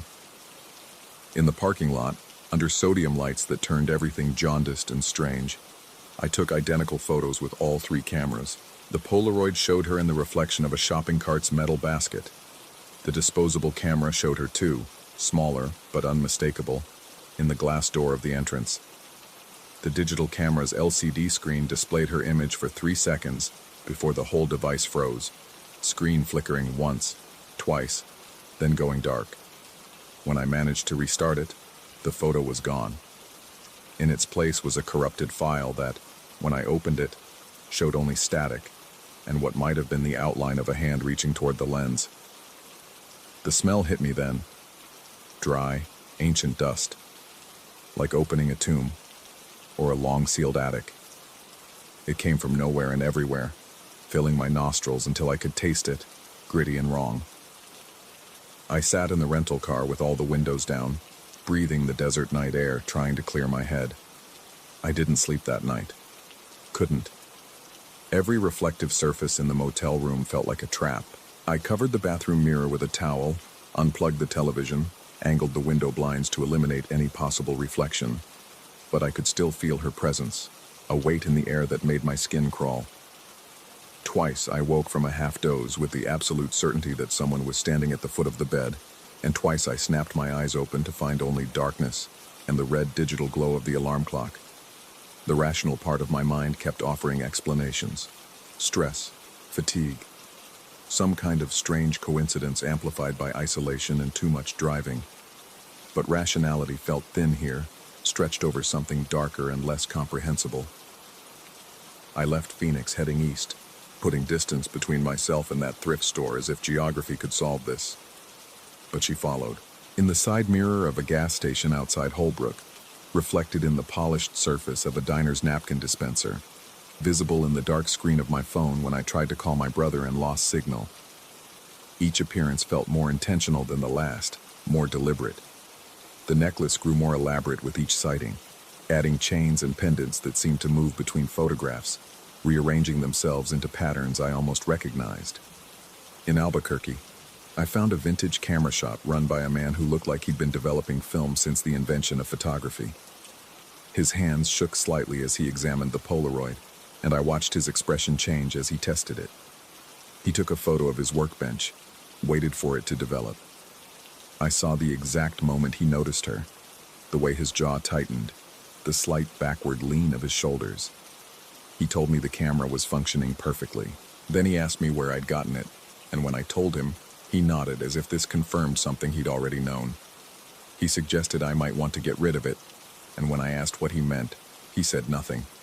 Just handed it back and told me he couldn't help me. On my way out, I glanced back and saw him making a phone call, his expression grave. The dream started in Santa Fe. Not nightmares exactly. More like memories that didn't belong to me. A house I'd never seen, Victorian and sprawling, with rooms that led into other rooms in geometries that defied logic. Always I was searching for something, moving through dim corridors lined with mirrors. And always she was there, just visible in my peripheral vision. The necklace in the dreams wasn't jewelry. It was something else, something older. Bones and metal and stones that pulsed with a light that hurt to look at directly. I woke from these dreams with the taste of dust in my mouth and the certainty that I'd been somewhere real. By the time I reached Oklahoma City, I'd stopped photographing anything directly. But it didn't matter. She appeared anyway, in the reflection of restaurant windows, in the polished chrome of door handles, in the dark glass of my car's instrument panel at night. Each time a little closer, a little clearer, I began to notice details. The high collar of her dress was fastened with buttons that looked like vertebrae. The necklace chains were inscribed with symbols I recognized from nowhere, yet somehow knew. Her face remained partially obscured, but I caught glimpses. Pale skin, dark hair pinned in an elaborate style, lips that never quite moved. The worst part was beginning to see her without a camera at all. It started small. A flicker in a mirror when I turned my head too quickly. A shadow in a window that didn't match my own. But it escalated. In a Memphis hotel room, I saw her clearly reflected in the bathroom mirror for a full 3 seconds, standing directly behind me, close enough that I should have felt her breath. When I spun around, nothing. When I looked back, she was gone from the mirror too, but the smell of old dust lingered. I stopped using mirrors, stopped looking at reflective surfaces, but she'd found other ways to appear. In the bottom of a coffee cup, her face looking up at me from the dark liquid. In a puddle after rain, standing beneath me like I was hovering over water. In the blank screen of my laptop when it went to sleep. Emerging gradually from the darkness like something developing in a chemical bath. I tried researching her, though I couldn't explain what I was researching. Victorian photography and spirit mediums, double exposure techniques, persistent images and camera obscura, urban legends about haunted cameras. Nothing fit exactly, but fragments resonated, stories about photographs that captured more than light, about images that persisted between frames, about the spaces between observer and observed where strange things could slip through. In Nashville, I met someone who claimed to understand. A woman who ran a bookstore specializing in occult literature, who listened to my story with an expression that never quite reached belief or disbelief. She told me about sympathetic images, about the way certain objects could create connections between worlds. She asked if I'd tried to photograph her directly, and when I explained what happened, the camera freezing, the blank photo, the smell, she nodded slowly. She told me that some presences don't want to be seen directly, only obliquely, in reflection and periphery. She suggested that perhaps the woman in the photographs wasn't trying to haunt me, but rather trying to show me something, or trying to use me to see. That night I tried it, set up the Polaroid facing a full-length mirror in my hotel room, positioned myself in the frame, and took a photograph of my own reflection. The camera didn't freeze this time. It expelled the photo normally, that familiar mechanical spit. But when the image developed, it wasn't my reflection looking back at me. It was her, full and complete, wearing that elaborate necklace that seemed to writhe in the photograph's chemical colors. Her face was fully visible for the first time. Beautiful in an unsettling way, like a painting that's technically perfect, but captures something fundamentally wrong about human features. And she was reaching forward, her hand extended toward the camera, toward me, with an expression that might have been desperate or hungry or both. Behind her in the photograph, where my reflection should have been, I saw the Victorian house from my dreams, and in that house's many windows, I saw myself over and over, reflected and re-reflected, trapped in infinite regression. The smell of dust became overwhelming. The hotel room's lights flickered and dimmed, and in that moment of near darkness, I felt something I can't adequately describe, a pulling sensation, like being drawn toward a mirror's surface, like reality was thinner than I'd ever imagined, and something on the other side was pulling me through. I threw the photograph down and stepped back. The sensation stopped immediately. The lights returned to normal, but when I looked at the photograph on the floor, it had changed. She was still there, still reaching, but now her mouth was open in what might have been a scream or a word or both. I left Nashville at 3 a.m. driving east with no particular destination, but I knew it didn't matter where I went. She wasn't in the camera or the photographs anymore. She was in me, or I was in her, or we'd become entangled in some way I didn't understand. Now I see her everywhere, not just in reflections, but standing at the edges of rooms, walking parallel to me on the other side of plate glass windows, sitting in my car's passenger seat when I glance right too quickly. The necklace pulses with that strange light even in broad daylight, and I've begun to recognize the symbols carved into it. They're not quite language, not quite mathematics, but something that contains both. Last night I caught my reflection in a store window and didn't recognize my face at first. The features were wrong, or rather, they were mine, but rearranged in subtle ways, becoming gradually more like hers. The collar of my shirt seemed higher than I remembered. Something around my neck caught the light strangely. This morning I noticed my hands in the bathroom mirror as I washed them. There was a faint mark on my wrist, dark and linear, that might have been a vein or might have been the beginning of a chain. I don't use the camera anymore. I don't need to.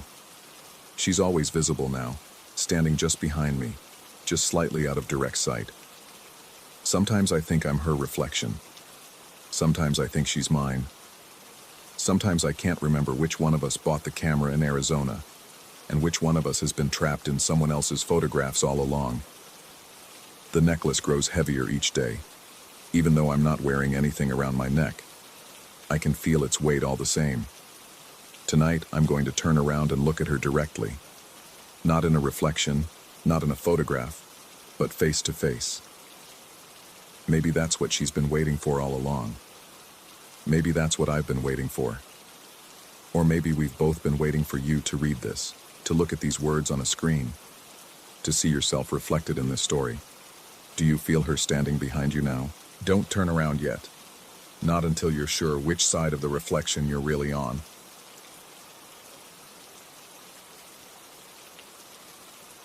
Story 6.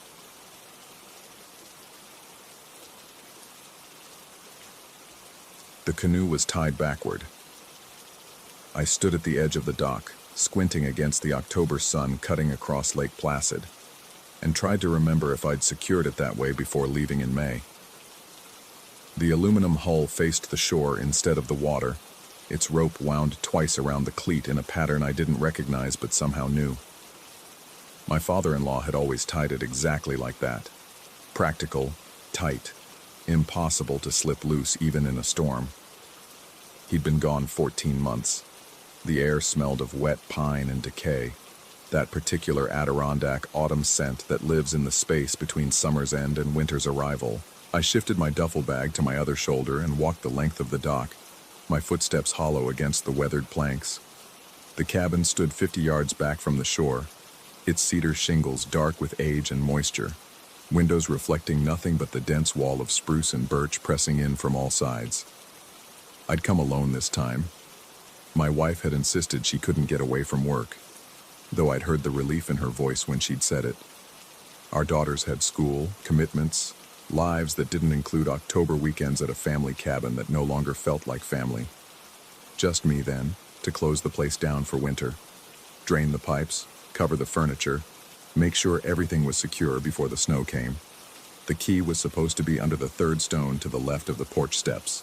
That's where we'd kept it for 20 years, since the old man first brought us up here and showed us the property, with the kind of pride that made you understand this place was more than wood and land.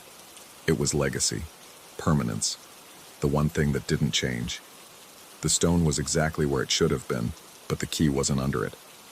I checked the other stones, then the flower pot by the door, then the ledge above the window frame. Nothing. I was about to head back to the car for the spare set when I noticed the railing along the deck. The key sat balanced on the top beam, perfectly centered, catching the light. My hand hesitated before taking it. The metal was warm, as if someone had been holding it. Inside, the cabin felt wrong in ways I couldn't immediately name. The furniture was arranged correctly, the couch facing the stone fireplace, the rocking chair in its corner by the bookshelf, the oval dining table centered under the antler chandelier my wife had always hated, but the air was different. Not stale, the way a closed cabin should smell after 5 months of emptiness. It smelled lived in, coffee and wood smoke and something else underneath, something I associated with the old man. That particular combination of Old Spice and machine oil that used to cling to his flannel shirts.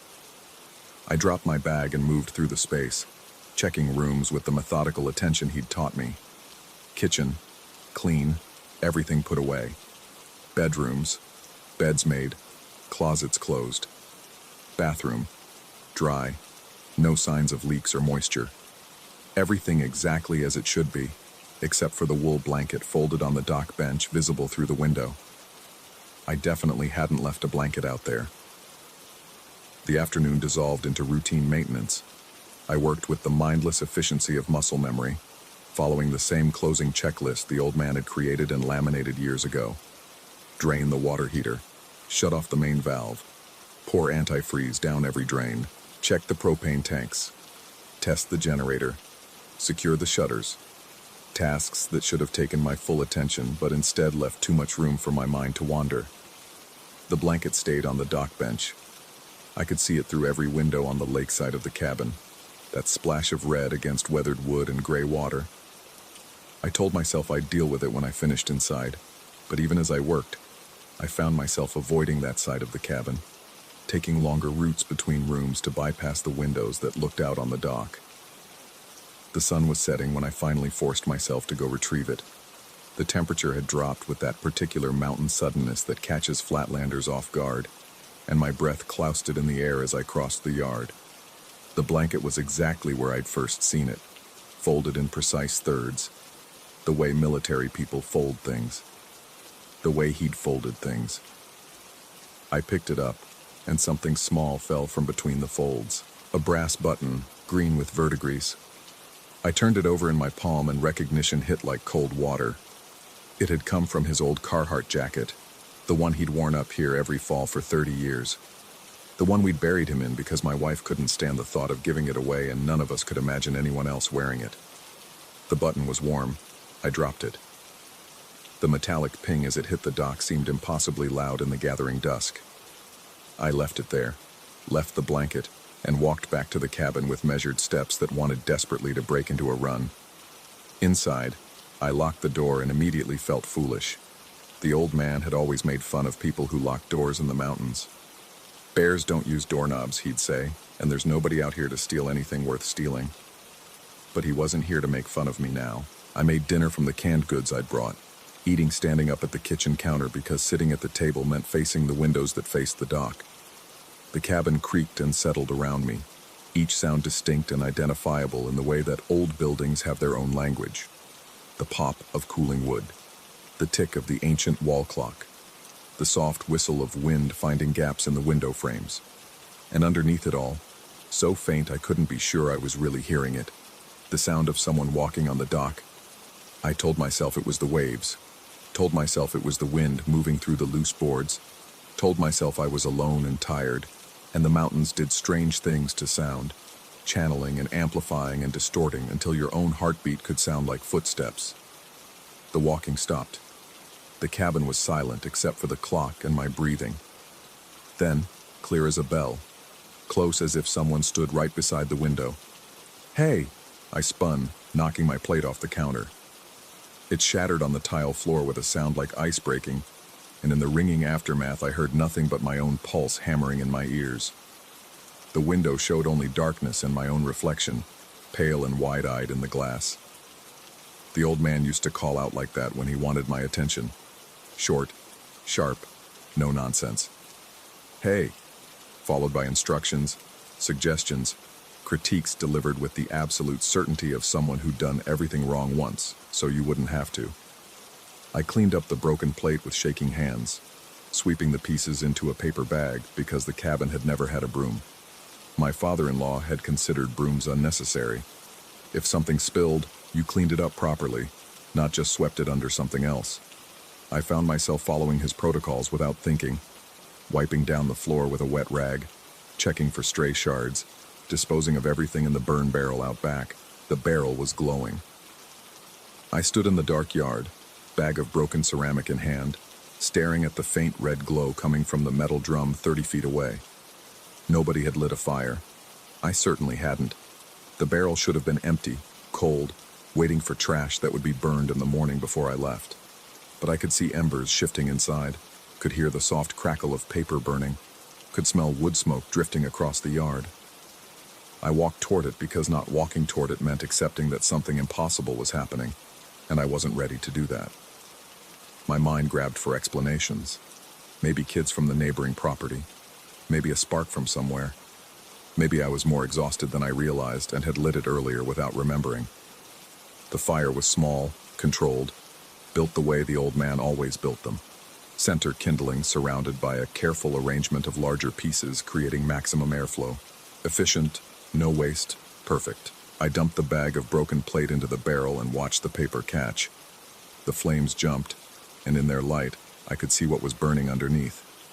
Papers. Dozens of papers covered in handwriting I recognized.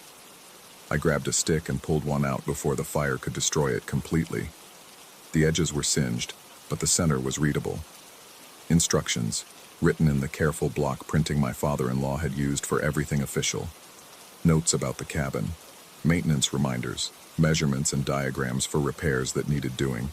The same notes I'd found in the kitchen drawer 2 months ago. The same notes I'd read and filed away and definitely, absolutely left inside the cabin. I pulled out another sheet, then another. All of them his handwriting. All of them documents I knew the locations of, could walk inside right now and confirm were exactly where they should be. But here they were, burning in a fire I hadn't lit, being destroyed by flames that shouldn't exist. Something moved at the edge of my vision. I spun, stick raised like a weapon, and saw nothing but trees and darkness and the faint glow from the cabin windows. But I'd seen something. A shape. A silhouette. The particular slope of shoulders I'd recognize anywhere because I'd followed them through these woods 100 times. "This isn't funny," I said to the darkness.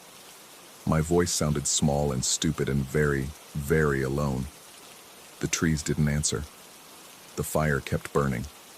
I backed toward the cabin, eyes scanning the tree line, and didn't turn my back on the yard until I was through the door. Inside, I locked everything. Door, windows, even the interior doors to the bedrooms.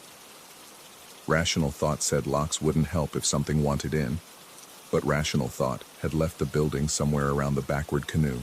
I was operating on instinct now, on the primal part of the brain that knows when you're being hunted, even if you can't see the predator. I tried calling my wife. No signal. The cabin sat in a dead zone, had always sat in a dead zone, and you had to drive 5 miles to the main road to get even a single bar.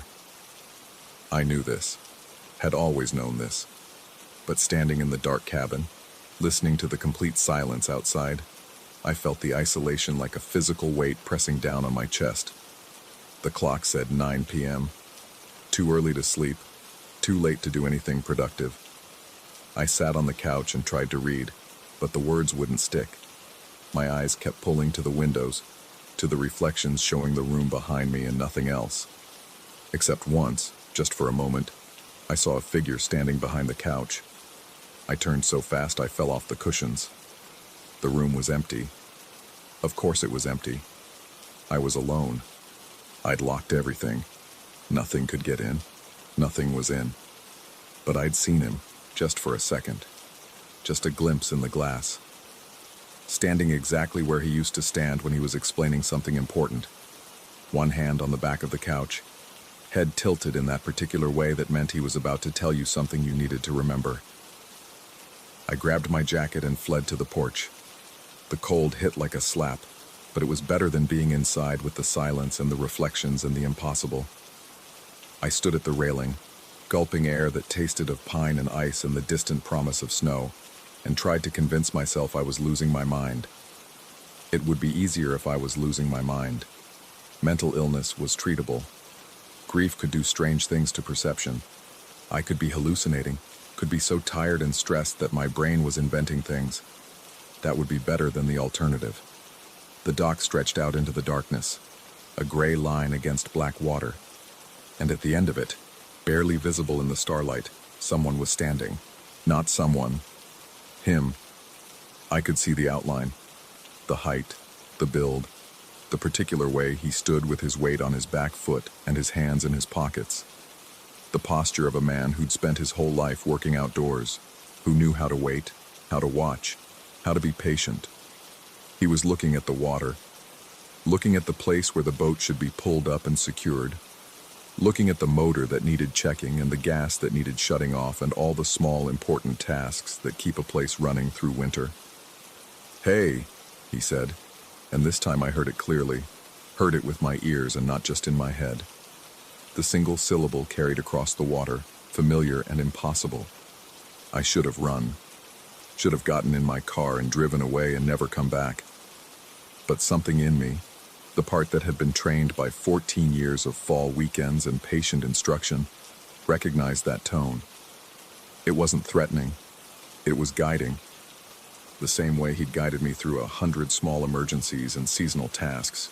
The casual authority of someone who knew exactly what needed doing and trusted you to do it right if you just paid attention. I walked down to the dock. My feet knew the path even in darkness, knew where the roots pushed up through the dirt and where the ground got muddy.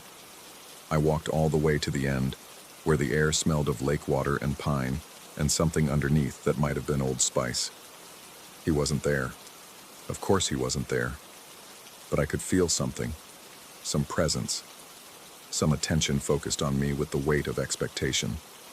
The boat was pulled halfway up the beach, rope loose around the cleat. The motor housing was open, showing the Evinrude inside in need of winterizing. The gas line ran to the small portable tank that should have been shut off and emptied. I knew what needed doing, had done it a dozen times before, following his instructions, listening to his explanations about why each step mattered. I checked the motor, found water in the lower unit that needed draining, shut off the gas, disconnected the line, tipped the tank to empty the last drops, secured the housing, tied the boat properly, 2 wraps around the cleat, the knot he'd taught me that looked wrong but held in any weather. The whole time I worked, I felt watched, not threatened, not in danger, but observed with the careful attention of someone checking that you'd learned the lesson right. When I finished, the presence lifted. The air changed, became simply air again, cold and clean, and empty of everything except weather. I stood on the dock, hands shaking, breath coming in clouds, and didn't know if I should cry or laugh or scream. I walked back to the cabin. The door was unlocked. I knew I'd locked it, had checked it twice, paranoid and frightened, but now it stood open 3 inches, and warm air spilled out into the night. Inside, a fire burned in the fireplace. I hadn't built a fire, hadn't even opened the flue, but wood crackled in the grate, and heat pushed back the cold, and the cabin felt exactly the way it had felt when he was alive. Comfortable, safe, maintained. His cap sat on the arm of the couch, the old stained ball cap he'd worn everywhere, the one with the local marinas logo so faded you could barely read it. I'd helped pack his things after the funeral, and I knew with absolute certainty, that this cap had gone to Goodwill with 3 bags of his clothes. I picked it up. The fabric was warm, slightly damp, as if someone had just taken it off after a day of outdoor work. I turned it over in my hands, looking for some proof it wasn't real, wasn't actually here, wasn't actually warm with body heat from a body that no longer existed. The clock struck midnight, 12 deep gongs that vibrated through the cabin's bones. I sat down on the couch, still holding the cap, and waited. For what? I didn't know. For another sign, another message, another impossible thing to confirm I wasn't imagining everything. Nothing happened. The fire burned. The clock ticked. The cabin settled into its night sounds. All familiar, all normal, all exactly right. I must have dozed, because I woke to gray dawn light filtering through the windows, and the fire reduced to cold ash. The cap was still in my hands. I was still on the couch. The cabin was silent. I made coffee in the old percolator, the way he'd taught me, because proper coffee required patience and attention. While it brewed, I walked through the cabin, checking everything one last time. All the winterizing was complete. Not just the things I'd done, but everything. The shutters I hadn't gotten to were secured. The gaps I'd meant to caulk were sealed. The front porch furniture I'd planned to cover was already wrapped in tarps and tied down tight. A full day's work, done overnight, while I'd slept on the couch. I loaded my car as the sun burned off the morning mist. Threw my duffel in the back, carried out the trash, did a final walk-through to make sure nothing was left behind. The cabin looked exactly as it should, buttoned up, secure, ready for winter. The cap sat on the kitchen counter. I picked it up, started to put it in my bag, then stopped. It didn't belong with me. It belonged here, in this place he'd loved, where apparently some essential part of him had decided to stay. I left it on the rocking chair, perfectly centered on the seat cushion. Outside, I took one last look around. The dock, the boat, the burn barrel, the tree line. All of it familiar, all of it peaceful in the morning light. No signs of anything strange or impossible or terrifying. Just a family cabin closing down for winter, the way it had closed down for 40 autumns before this one. I was halfway to my car when I heard it. Good job. 2 words clear as day, in a voice I'd recognize in any lifetime. I didn't turn around, didn't look back, just got in the car, started the engine, and drove down the dirt road toward the highway. In my rearview mirror, I caught a glimpse of the cabin growing smaller, and maybe, a figure standing on the porch. One hand raised in the particular wave that meant drive safe. See you next season. My wife called an hour later, when I finally got into signal range. Asked how it went, if everything was okay, when I'd be home. I told her fine. Everything was fine. The cabin was secure for winter. She asked if I'd gone alone. I said yes, of course, just me. She was quiet for a moment, then said she'd been thinking maybe we should sell the place. It was a lot of maintenance, she said. A lot of memories. Maybe it was time to let it go and find something that was just ours. I thought about the backward canoe, the warm key, the blanket on the dock, the fire that lit itself, the cap on the chair. I thought about a year of grief we'd barely acknowledged, about a man who'd loved this place so much he'd made it part of his family's identity, who'd spent his last decade teaching me how to care for it properly because he knew, must have known, that someday it would be my responsibility. Let me think about it, I told my wife. Maybe one more season. I knew, driving away through the mountains with autumn bleeding into winter, that I'd be back in spring. Knew I'd open the cabin and find things arranged just so, and small tasks completed, and reminders of what needed doing. Knew I'd probably never understand what was happening here, whether grief had broken something in my mind, or whether some part of the old man really had stayed behind. Maybe it didn't matter. Maybe the point was simply this. The cabin would be maintained. The traditions would continue. The work would get done one way or another, whether I understood the how or the why or the who. The mountains rose and fell around me, ancient and patient and keeping their secrets the way mountains do. Behind me, the cabin settled into winter sleep, watched over by whatever haunted it. I told myself I wasn't scared. I told myself I'd been dreaming. I told myself a lot of things during that drive home. And by the time I reached the city, I'd almost convinced myself they were true. Almost. But next spring, when I returned to open the cabin and found the canoe tied backward, and a fresh pot of coffee waiting in the percolator and a note in his handwriting reminding me to check the dock supports, I knew I'd have to stop lying to myself. Some caretakers never leave their post. Some welcome you home, even when they're gone. Story 7. The dog knew first.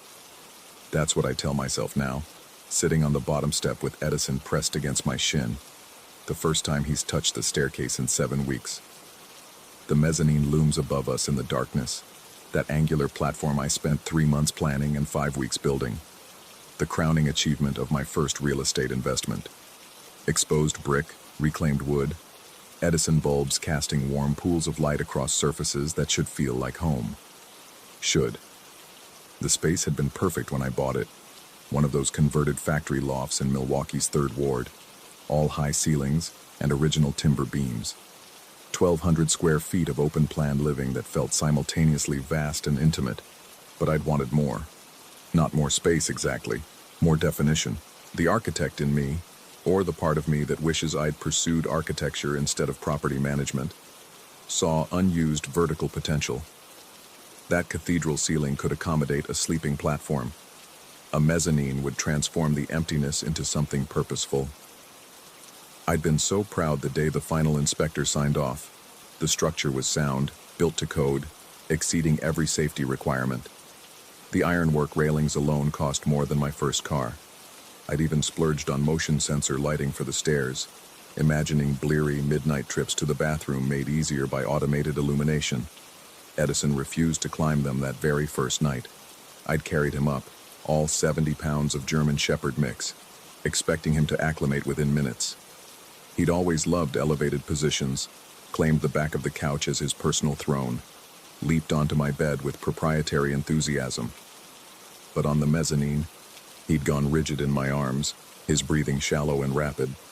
When I set him down, he'd immediately retreated to the stairs, descending so quickly his paws scrambled for purchase on the wood. I'd attributed it to the newness. New smells, new echoes, the unfamiliarity of the space. Dogs need adjustment periods. I told myself this while unpacking boxes up there, while arranging my bed against the far wall, while Edison paced below, occasionally releasing small, anxious whines. That first week, I woke repeatedly to his bark, sharp, urgent, directed upward. I'd peer over the railing to find him standing in the center of the main floor, hackles raised, staring at a point just above my head. Following his gaze revealed nothing but shadow and beam, and the convergence of wall and ceiling. When I'd descend, he'd quiet immediately, pressing against my legs until I returned to the couch below. I slept down there 3 nights in a row, unwilling to admit that my own dog had banished me from my expensive renovation. The sensor lights began their erratic behavior on day 9.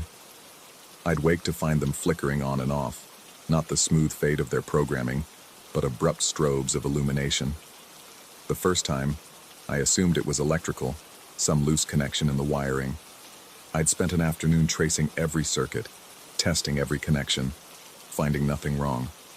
The electrician I called confirmed my assessment, standing on the landing and shrugging while the lights behaved perfectly for his inspection. That night they resumed their irregular pulsing, and I realized the pattern wasn't random. The bottom light would activate, then the middle, then the top, as if something were climbing slowly upward. Then they'd all extinguish simultaneously, leaving only the ambient glow from the street-facing windows. I started watching those stairs in the dark. It became a compulsion, lying on the couch with Edison's weight pinning my feet, my eyes fixed on that ascending diagonal. The lights would cycle through their phantom climb, and in the moment between illumination and darkness I'd see, or convince myself I saw, a distortion in the air, not quite a shape, more like a thickening, a place where the shadows congregated with slightly more density than elsewhere. The cold came next. Milwaukee in November means cold, obviously, but this was different. The rest of the loft maintained a comfortable 68 degrees, while the landing at the top of the mezzanine hovered somewhere near 50. I could see my breath when I stood there, could feel the temperature drop as I ascended, a tangible boundary between warm and cold that had no logical source. I'd obsessively checked for drafts, for gaps in the brickwork, for compromised windows. Nothing. The building inspector I hired found no explanation, suggesting I call an HVAC specialist, who would inevitably find nothing either. I stopped going up there entirely by week 3. My bedroom, the room I'd specifically built, became a museum of my own ambition, my clothes hanging untouched, my bed perfectly made. I showered at the gym, kept spare clothes in a duffel by the couch, existed in the lower half of my own home like a tenant afraid of disturbing the landlord. Edison seemed satisfied with this arrangement. He'd resume his normal behavior as long as I stayed below, would even play fetch in the open space beneath the mezzanine's overhang. But if I so much as glanced at the stairs with intent, he'd position himself between me and them, a furry barrier of canine certainty. The figure appeared on a Tuesday. I'd been working from home, laptop balanced on the coffee table, video call with a difficult tenant dragging into its second hour. The man was complaining about water pressure, about parking spaces, about the quality of appliances I had no intention of replacing. I was nodding along, eyes wandering to the window, when movement pulled my attention to the stairs. Someone stood at the top. The impression lasted less than a second. A tall silhouette, dark coat, positioned exactly where the landing met the upper floor. Then I blinked and saw only the empty space, the railing, the shadows that had always been there. My heart hammered against my ribs. The tenant's voice continued from the laptop, oblivious, and I realized I'd frozen mid-gesture, my hand suspended in an abandoned attempt at professional reassurance. I ended the call with some excuse about another appointment, closed the laptop, and sat very still. Edison was staring at the landing. His ears were pinned back, his body lowered into that pre-fight stance I'd only seen once before, when a drunk had tried to force his way into my old apartment building. But now that stance was directed at empty space, at nothing visible, at the precise location where thought I'd seen, the figure. I told myself it was stress. The renovation had been expensive, more expensive than planned, and I dipped into reserves I'd promised myself I wouldn't touch. The properties I managed were bleeding tenants, the market softening, and my own finances reflecting that instability. Stress manifests in strange ways. Visual artifacts, paranoia, hypervigilance, all explainable.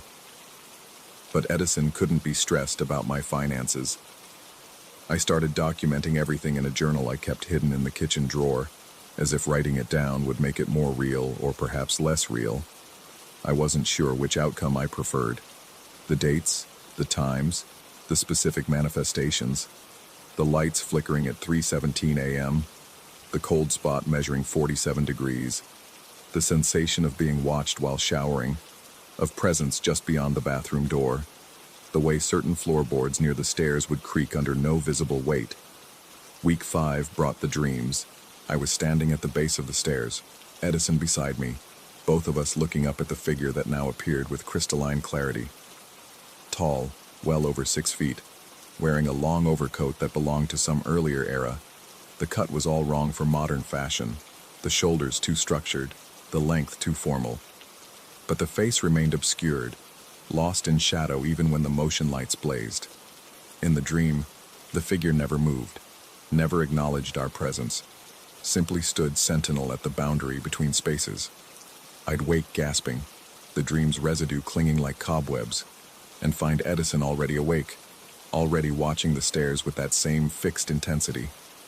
The loft would be silent except for the ambient city noise, distant traffic, the building's old radiators clanking through their heating cycle, the occasional siren painting the walls with red and blue. And sometimes, in that silence, I'd hear footsteps above me. Slow, deliberate, crossing the mezzanine's floor with the weight of someone real. But when I'd work up the courage to look, the space would be empty, always empty. The real estate appraiser came on a Thursday. I'd called her under the pretense of getting a professional assessment for refinancing. A lie that felt safer than admitting I wanted someone else to experience whatever was happening in this space.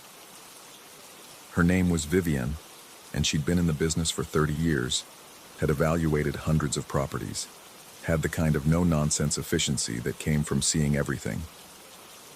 She arrived at 2, professional in her blazer and clipboard, and immediately complimented the exposed brick, the original beams, the open concept execution. Edison greeted her with his usual enthusiasm, tail wagging, accepting her offered hand for inspection. Everything was normal until she noticed the mezzanine. Her assessment began on the main floor, measuring, noting, photographing. She asked about square footage, about renovations, about permits and inspections. I provided documentation, answered questions, watched her move through the space with practiced efficiency. Then she approached the stairs. Edison's demeanor changed instantly.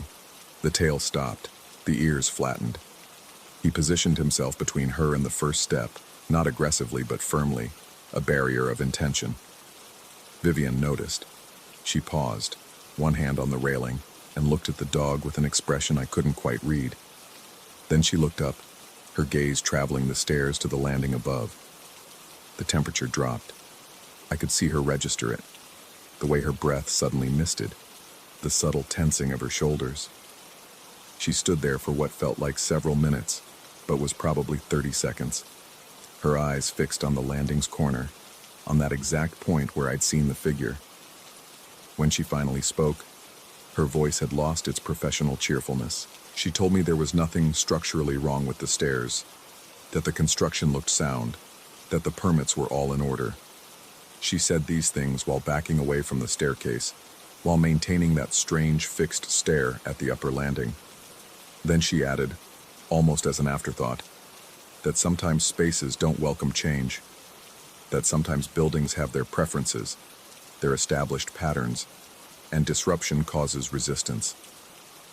I asked her what she meant. She didn't answer directly, just finished her measurements on the lower level, declined to inspect the upper floor, said she could extrapolate from the plans I'd provided, and completed her paperwork at the front door. Before leaving, she paused, one hand on the doorknob, and finally made eye contact. "Someone doesn't like what you've done here," she said. That was her exact phrasing, not something. Someone. I spent that evening researching the building's history. The loft had been a furniture factory originally, built in 1924, operating until the late 70s before sitting vacant for 2 decades.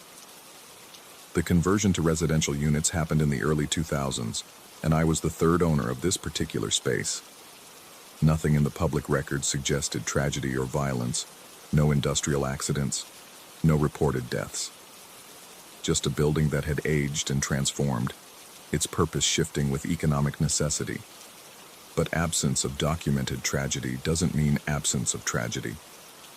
How many private griefs, How many unrecorded losses occur in any structure over a century of existence?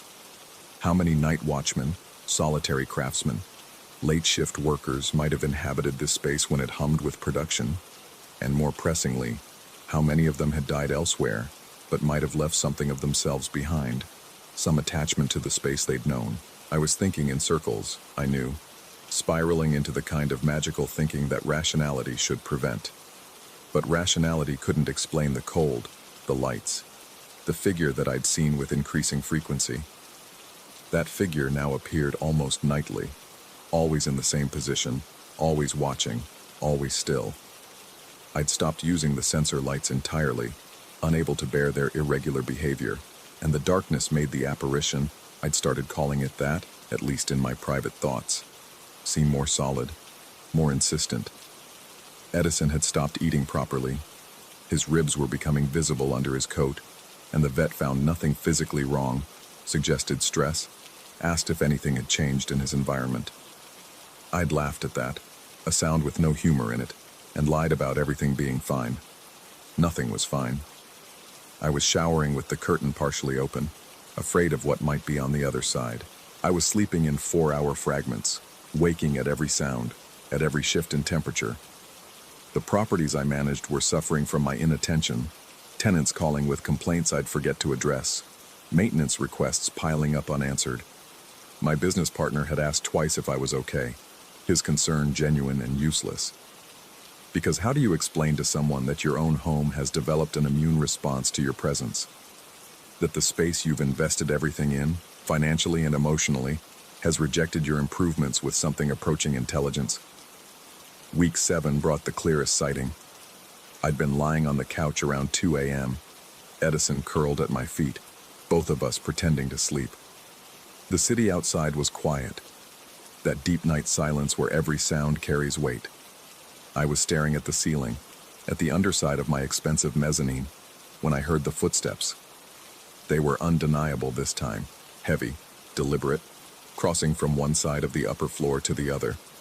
I could hear each step, could map the progress across the space, could feel the slight vibration through the building's structure.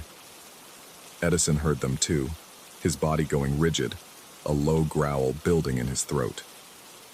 I sat up slowly, every nerve screaming at me to stay down, to pull the blanket over my head like a child hiding from imagined monsters.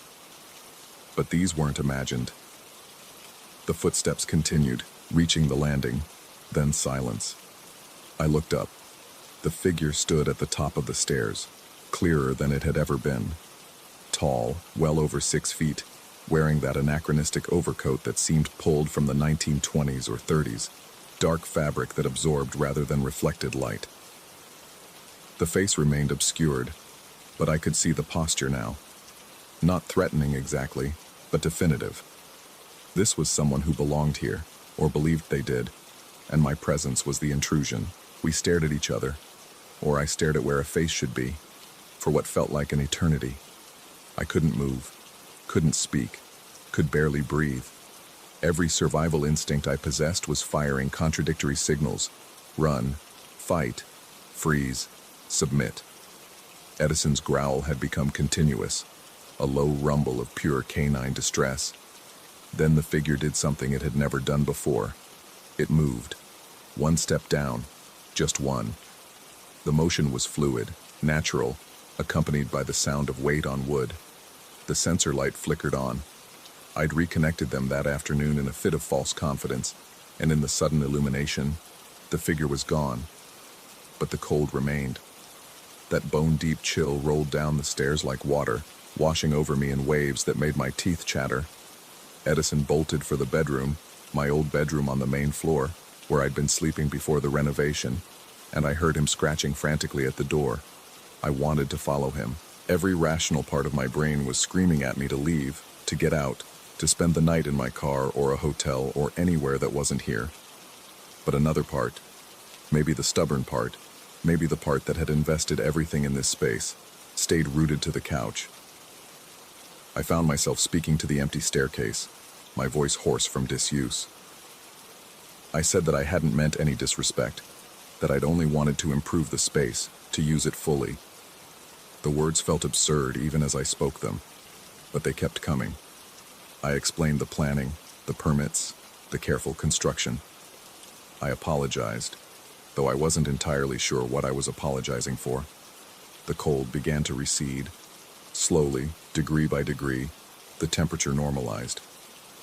The stairs remained empty, the landing clear.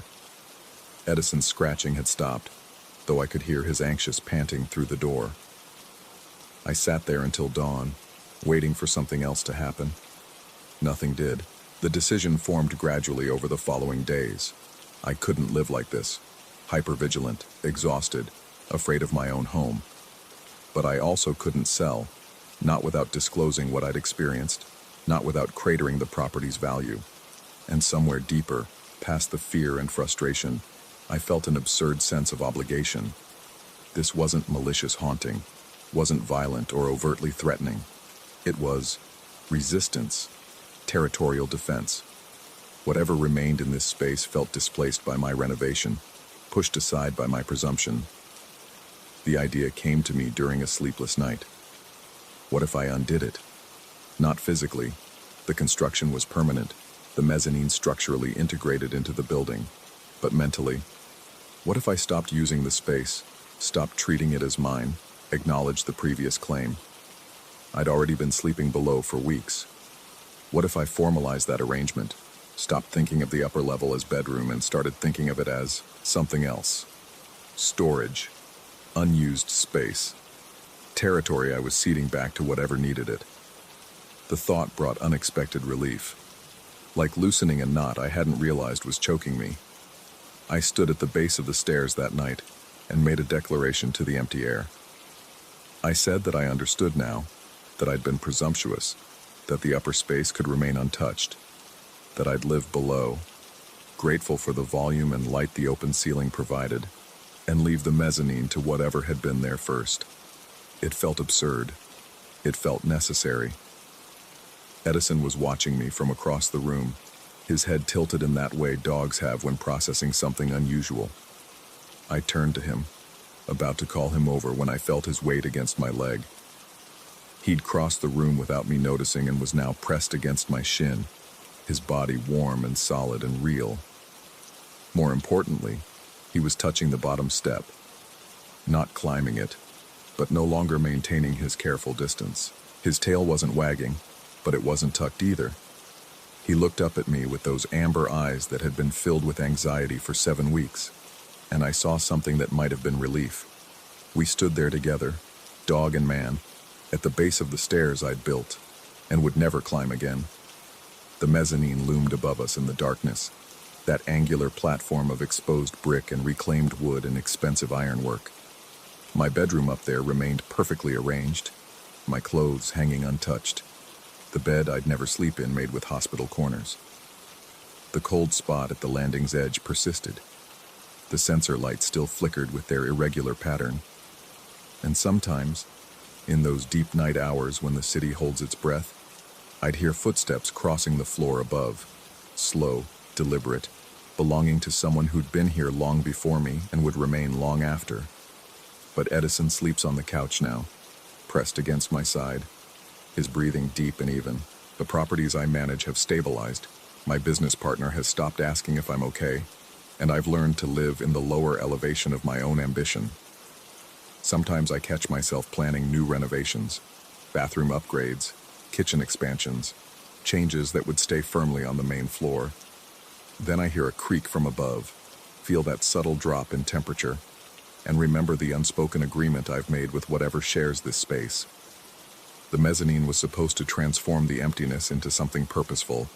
Instead, it taught me that some emptiness serves a purpose I'd never considered, that some spaces aren't empty at all, just occupied by presences we've learned not to see.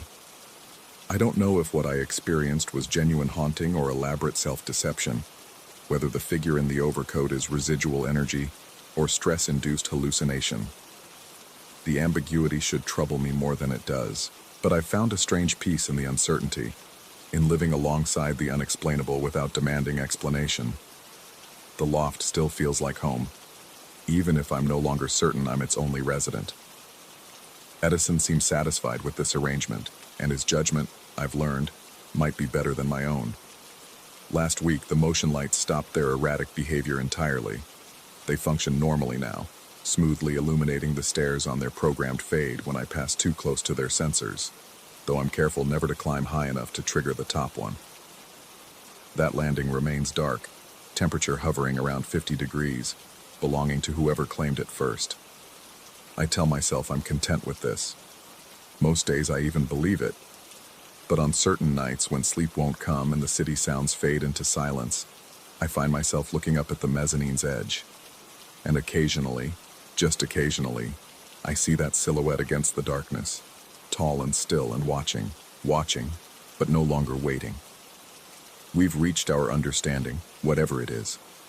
The space above belongs to the past, and the space below belongs to me. The boundary is the stairs themselves. No longer passage, but border. No longer connection, but division. I've stopped trying to understand why this matters. I've stopped trying to understand anything about this situation that defies every rational framework I've built my life around. Some mysteries resist solution, not because they lack answers, but because the answers exist in languages we've forgotten how to speak. So I live in the lower half of my loft, in the space that was always enough before ambition convinced me otherwise. I manage my properties, walk my dog, maintain the illusion of normalcy.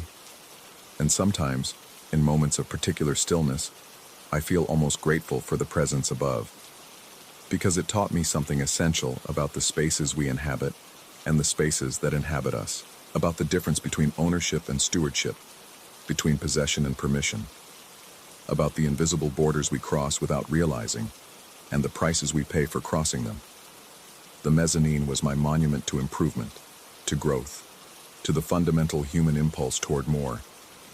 What it became instead was a reminder that sometimes less is the answer, that retreat can be wisdom, that acknowledging defeat might be the most intelligent strategy. I sleep better now than I have in months. Edison's weight against my side is solid and real, his breathing steady, his nightmares, if dogs have them, apparently resolved.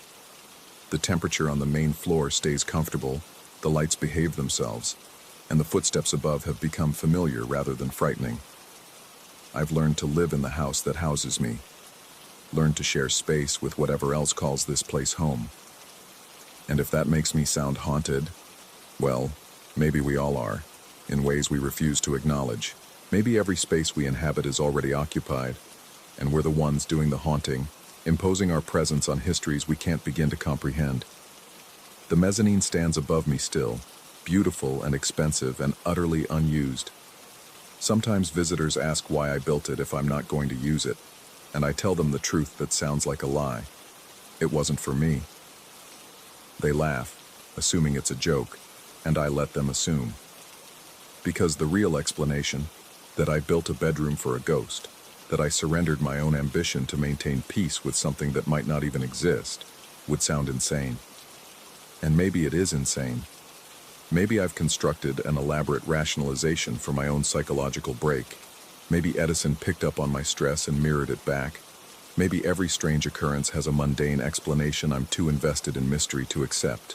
But on nights when the figure appears at the landing's edge, when the cold rolls down the stairs like a living thing, when Edison presses closer and we both wait for whatever comes next, on those nights, I know that the boundary between rational and irrational is as permeable as the boundary between my living space and the space above. Some thresholds, once crossed, can't be recrossed. Some changes can't be unmade. Some presences, once acknowledged, become permanent residents in the architecture of your life.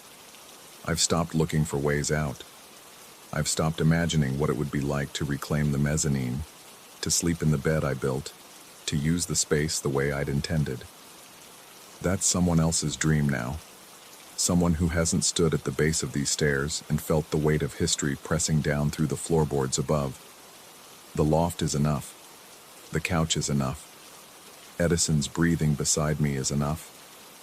And if sometimes I wake in the deep hours to find the figure standing at the top of the stairs, tall and still and watching, well, I've learned to nod acknowledgement before rolling over and pretending to sleep. Coexistence requires compromise, after all, even when you're never quite sure what you're coexisting with.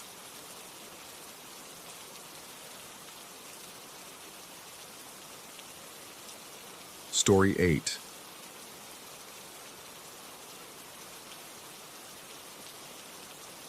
The brownstone had stood on Prospect Place for 137 years, and I was being paid $2,000 to live in it for 3 weeks, while its owners wintered in Lisbon.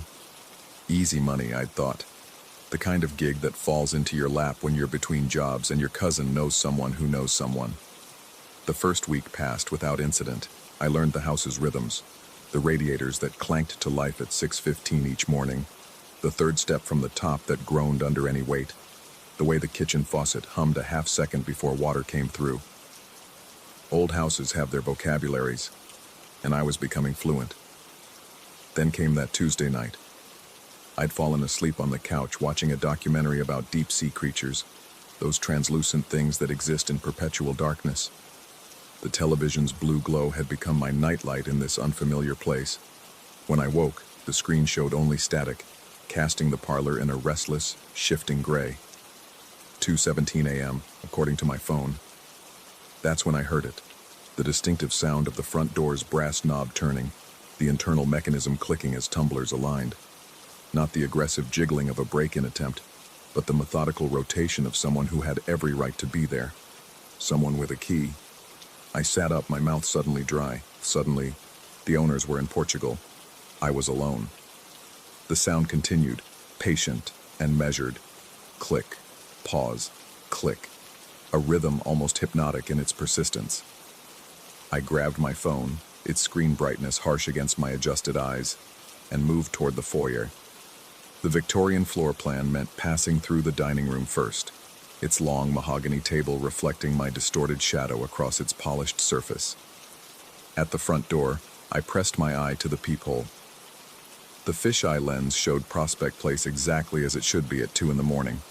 Street lamps casting pools of sodium light, parked cars sleeping along the curb, brownstone stoops marching toward Atlantic Avenue. Empty. Completely empty. But the knob continued to turn. I pressed my palm flat against the door's painted wood, feeling the vibration through my skin. It was real. Undeniable. The tremor traveled up my arm, settled somewhere in my chest where my heartbeat had begun to stutter. Common sense suggested waiting, calling someone. But whose voice would I want to hear telling me I was imagining things? The owners were 8 time zones away. The police would find nothing, and I'd become the paranoid house sitter who couldn't handle 3 weeks alone. I flipped the deadbolt, a satisfying chunk of metal sliding into place, and yanked the door open in one motion. The rush of air hit me immediately, not the expected warmth of a building exhaling, but a profound cold that carried the sharp scent of linseed oil and turpentine, the chemical signatures of furniture polish and wood treatment. The vestibule between the outer and inner doors should have been still, insulated, but instead it expelled this breath outward with enough force to lift the edges of the mail scattered on the console table. The house had sighed. That's what it felt like, standing there in my boxer shorts and t-shirt as goosebumps raced across my skin.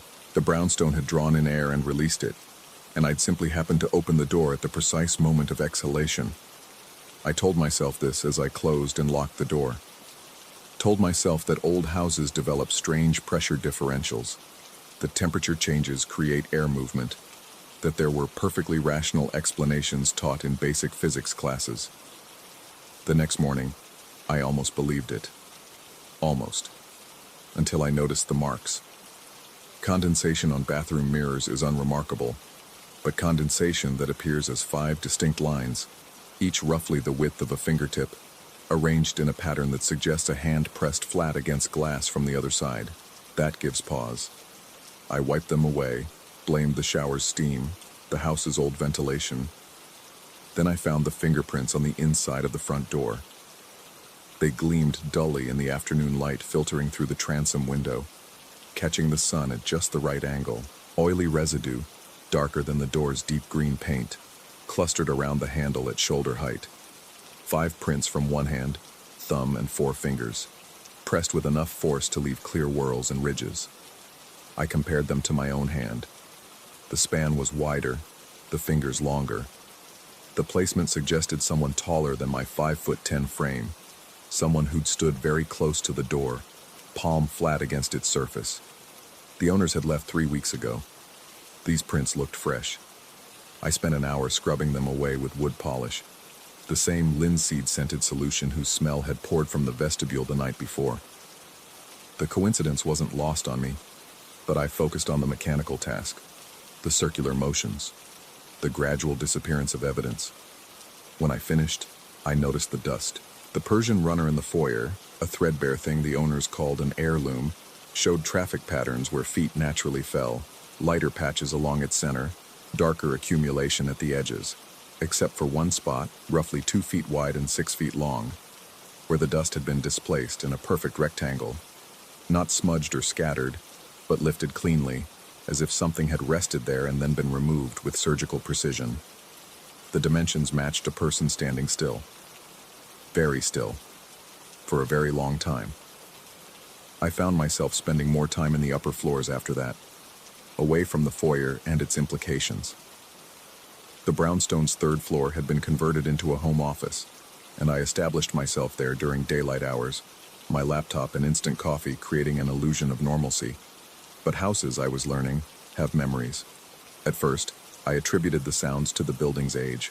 Brownstones settle, wood expands and contracts, pipes tick and hum their secret songs. The creak from the hallway at 3 p.m. could be temperature shifts. The soft thud from the 2nd floor at midnight might be books sliding on shelves. The whisper of fabric against wallpaper as I climbed the stairs was certainly just my imagination filling silence with narrative. Except I wasn't on the stairs when I heard it.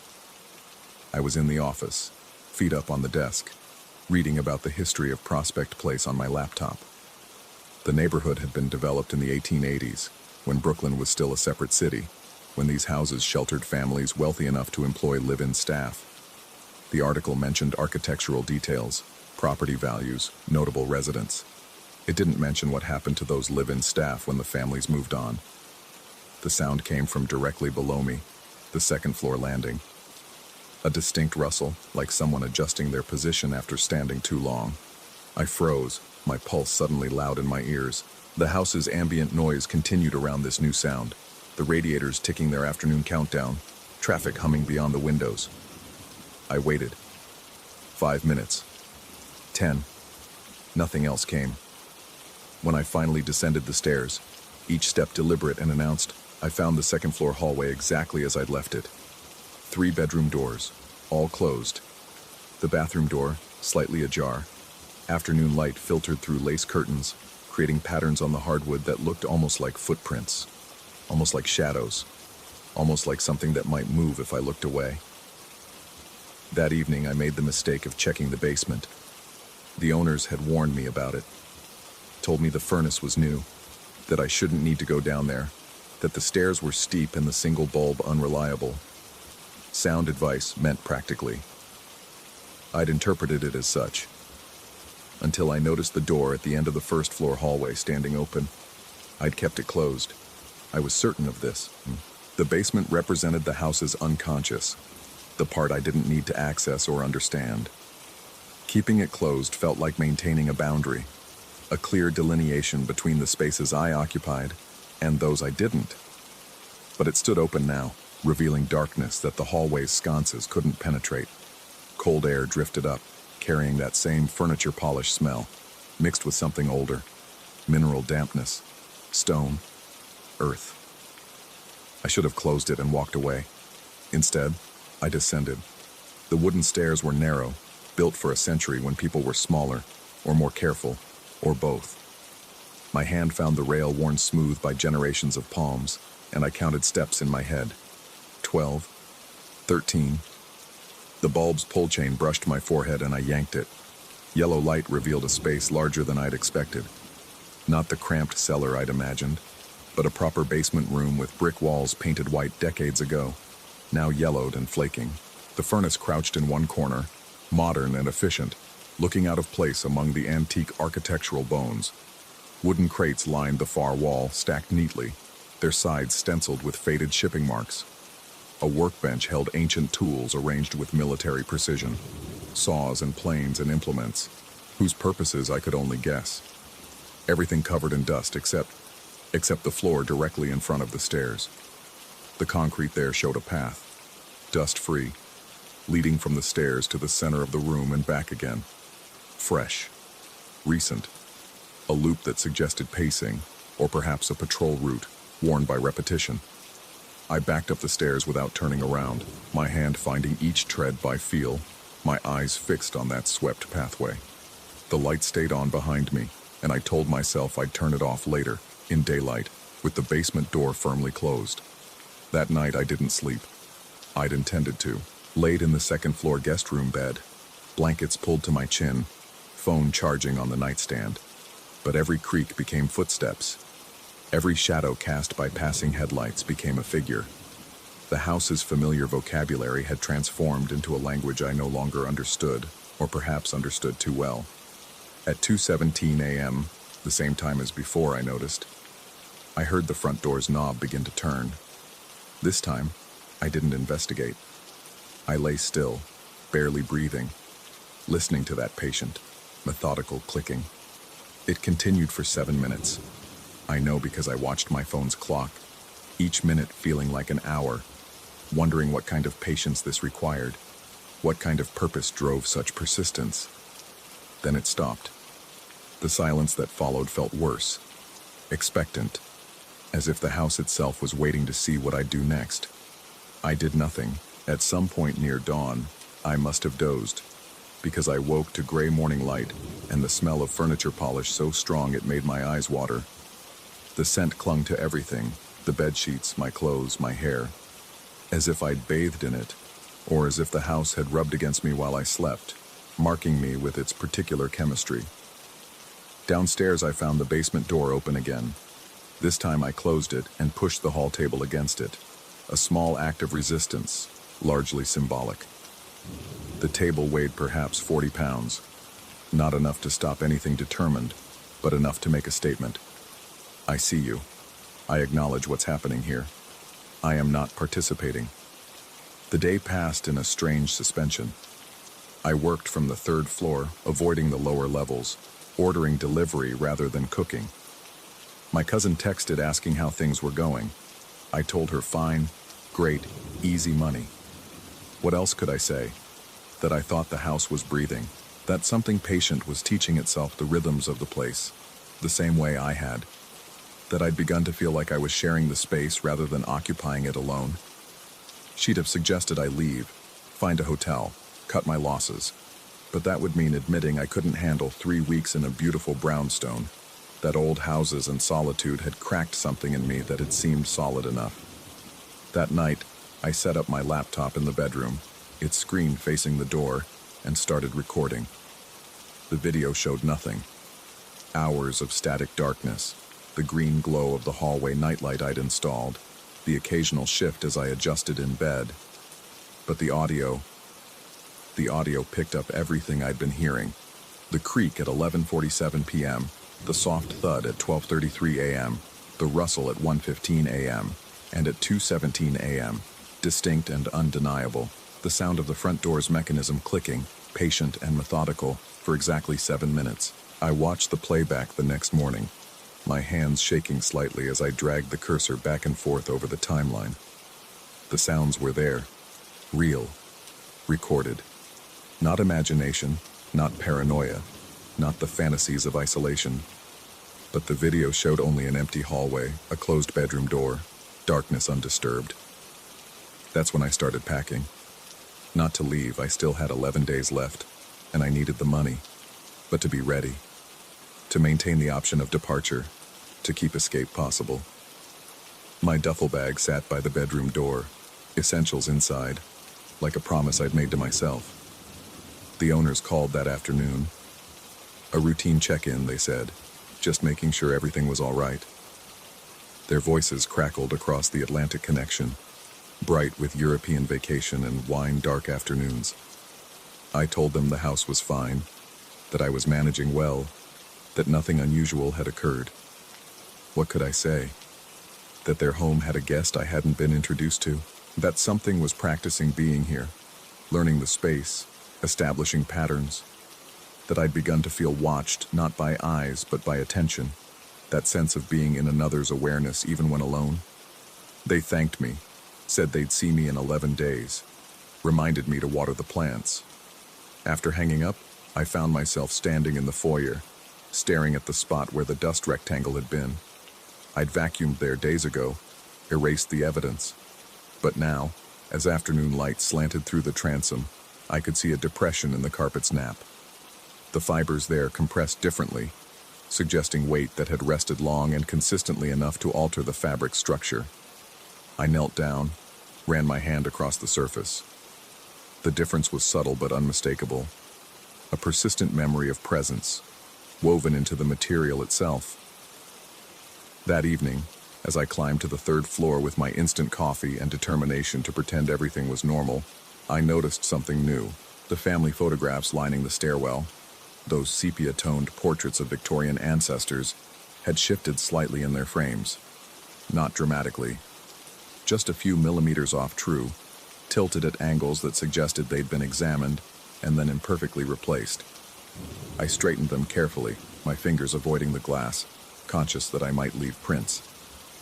As I adjusted the last frame, a stern woman in bombazine, her expression suggesting she'd never smiled even once, I could have sworn I saw movement in the photograph's reflection.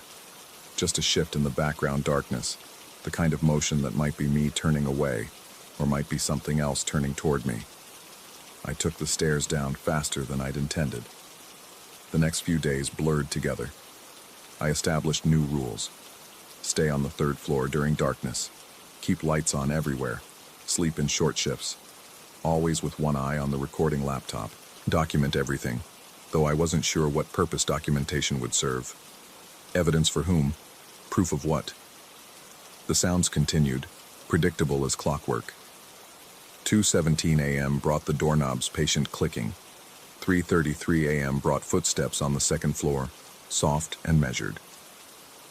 4:15 a.m. brought that sigh, that exhalation of furniture polish breath, strong enough to flutter papers I'd left on the office desk. I stopped trying to investigate. Investigation suggested I wanted answers, but I'd realized answers would be worse than questions. Better to coexist with ambiguity than confirm what I suspected. That the brownstone had never been empty. That house-sitting had been a misnomer.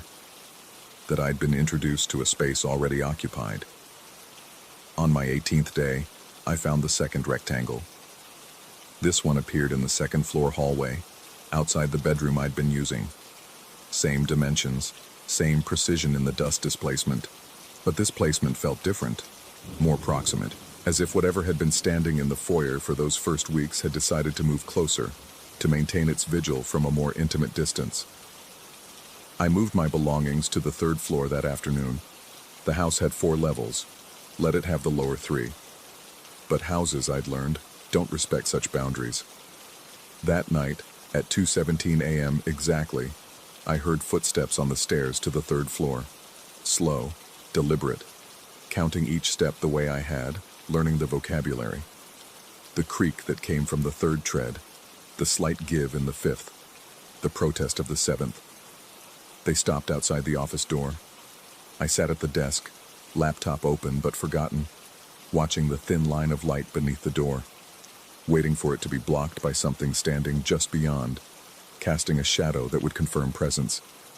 The light remained unbroken, but I could feel attention pressing against the other side, patient and curious, like a student studying a specimen, not hostile exactly, more like interested, as if it was learning me the way I'd learned the house, my rhythms, my patterns, my particular vocabulary. The doorknob didn't turn. The door didn't open. After 7 minutes, always 7 minutes, the footsteps retreated downstairs, each creak sounding in reverse sequence. I sat there until dawn, understanding finally what the owners hadn't said when they'd warned me about the basement.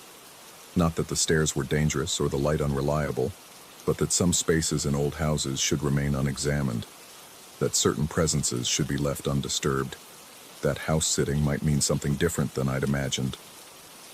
The brownstone had stood for 137 years, and I was beginning to understand why its owners needed someone to occupy it while they traveled. Not to prevent break-ins or water plants, but to maintain the illusion of habitation, to provide company for whatever had been here longer than anyone remembered.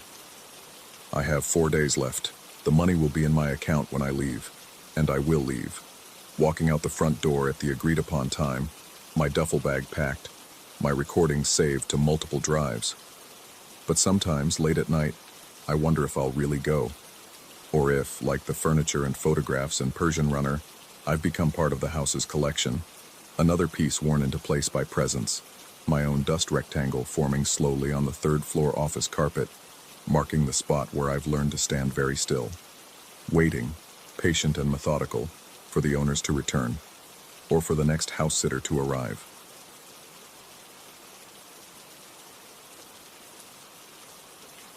Story 9.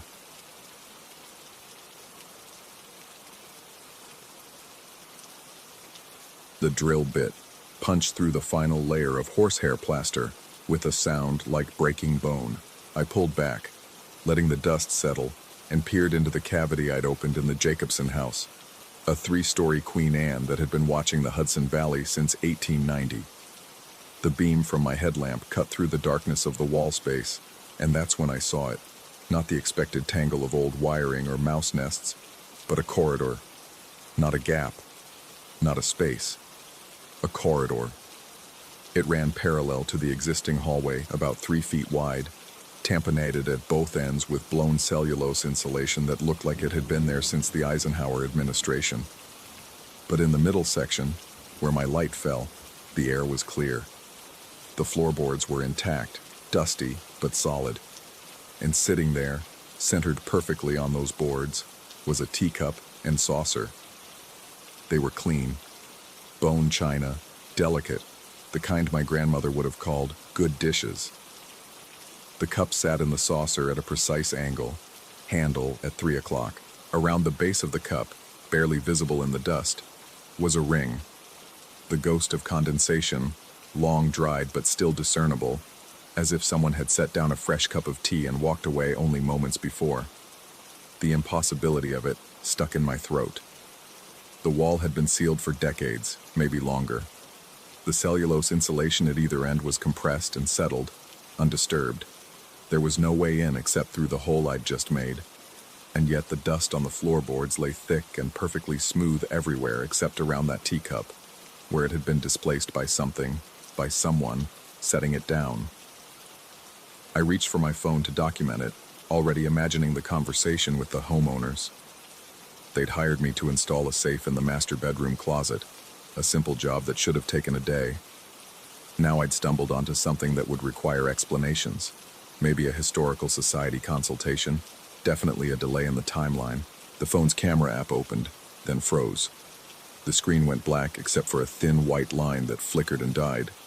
I tapped it, restarted it, but every time I pointed the lens toward that corridor, the app crashed. Finally, I held the phone up without looking at the screen and tapped blindly where the shutter button should be.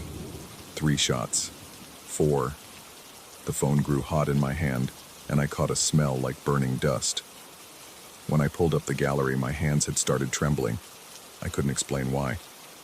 The first 2 photos showed nothing but darkness and lens flare, but the third showed the corridor, overexposed and washed out, and threaded through the image were thin white lines, hair thin, dozens of them, suspended in the air like spider silk, except they glowed with their own light.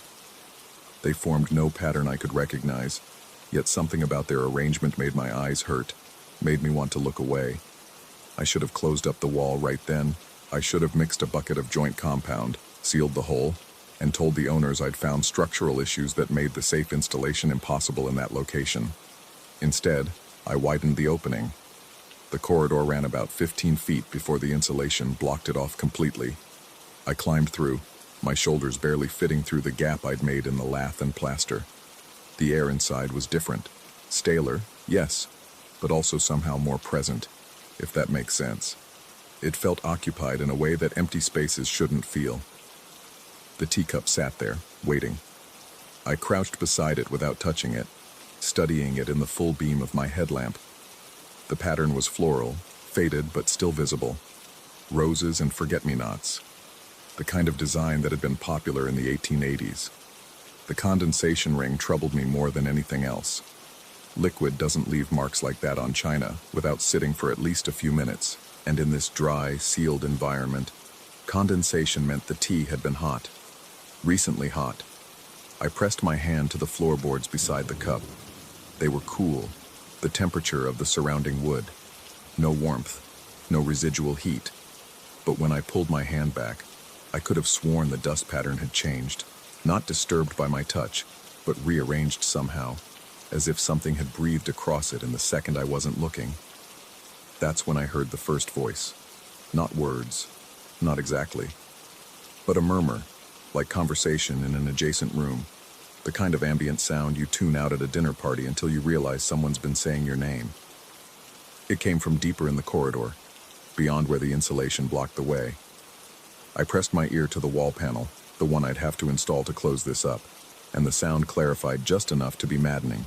Rising and falling tones, the rhythm of discussion, and underneath it all, the delicate clink of porcelain on porcelain. A tea party. That's what it sounded like. A tea party happening in a space that didn't exist, beyond a barrier that hadn't been opened in half a century. I backed out of the corridor so fast I scraped my shoulders raw on the exposed lath. My headlamp flickered.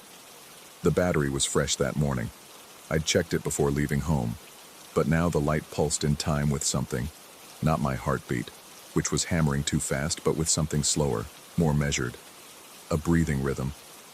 I worked fast after that, cutting and fitting the panel that would contain the safe. The homeowners weren't there. They'd given me a key and told me they'd be back by evening. So I worked in silence, except for the sounds of my tools and my own breathing, which had gone thin and quick. But every few minutes I'd stop, listening, and I'd hear it again. That murmur of conversation, barely audible, coming from inside the new wall panel. The safe installation went smoothly. Too smoothly. The mounting brackets aligned perfectly on the first try. The concrete anchors sank into the studs like they'd been made for exactly those spots. My hands, usually steady, worked with a precision that felt automatic, divorced from conscious thought. I caught myself humming at one point, not a song I knew, but something old, waltz time, the kind of melody you'd hear from a music box.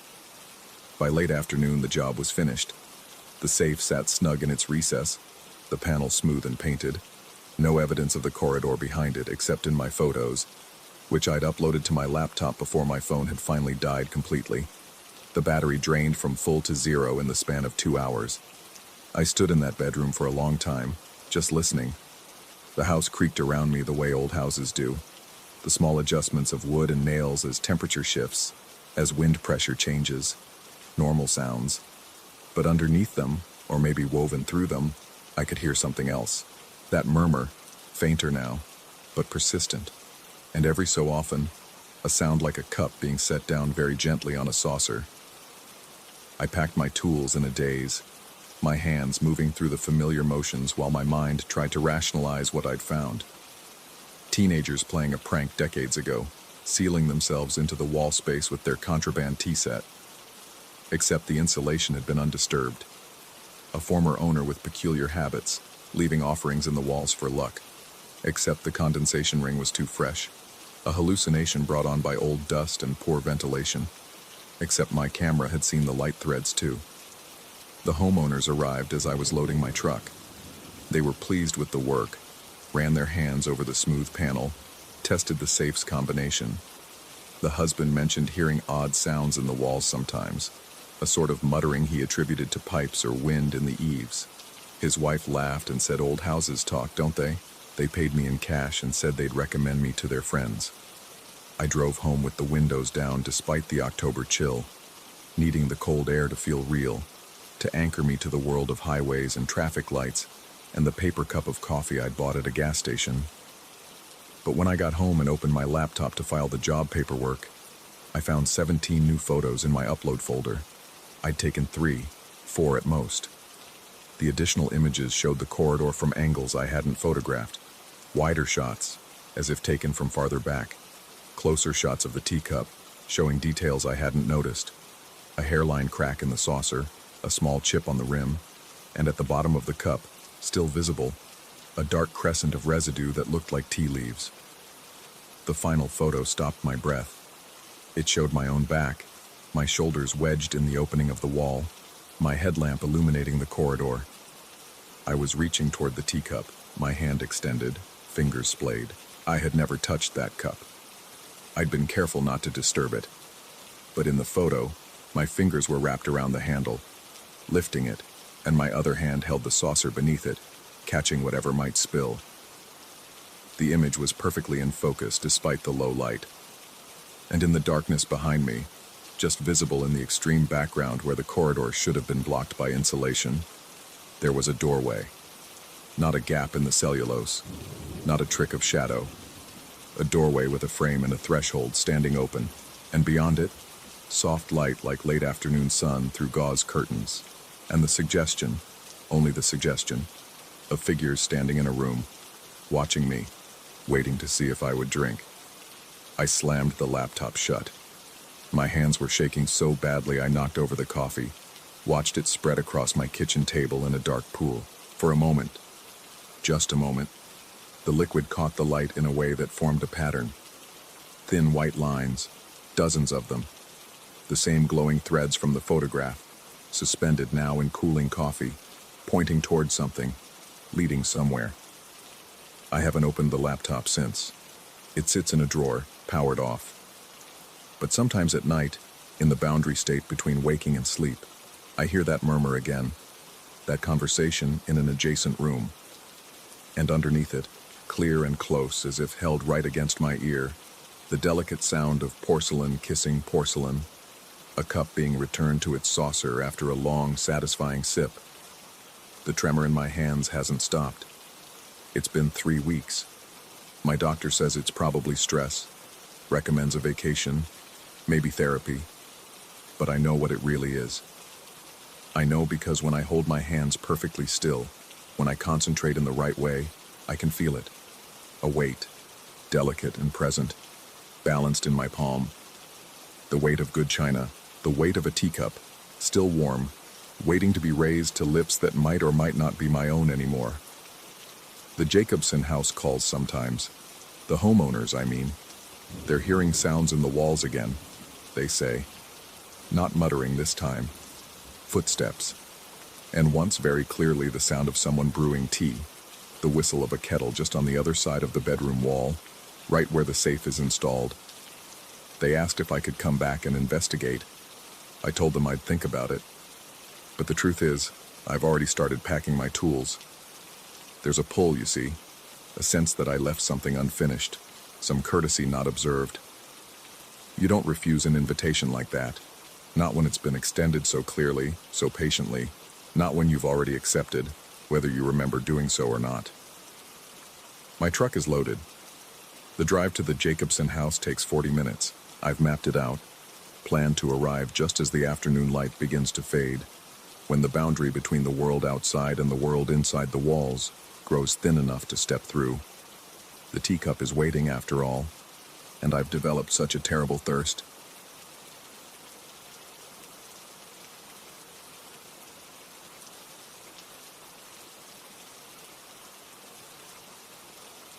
Story 10.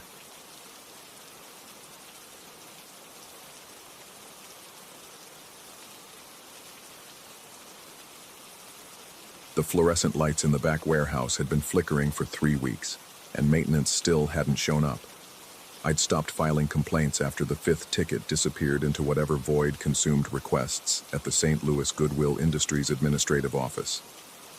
Now I just worked through the strobe light effect, sorting donations into the massive Gaylord bins while that electrical hum drilled into my skull.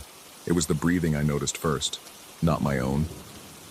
I'd worked closing shifts long enough to recognize the particular rhythm of my exhalations in the cavernous space.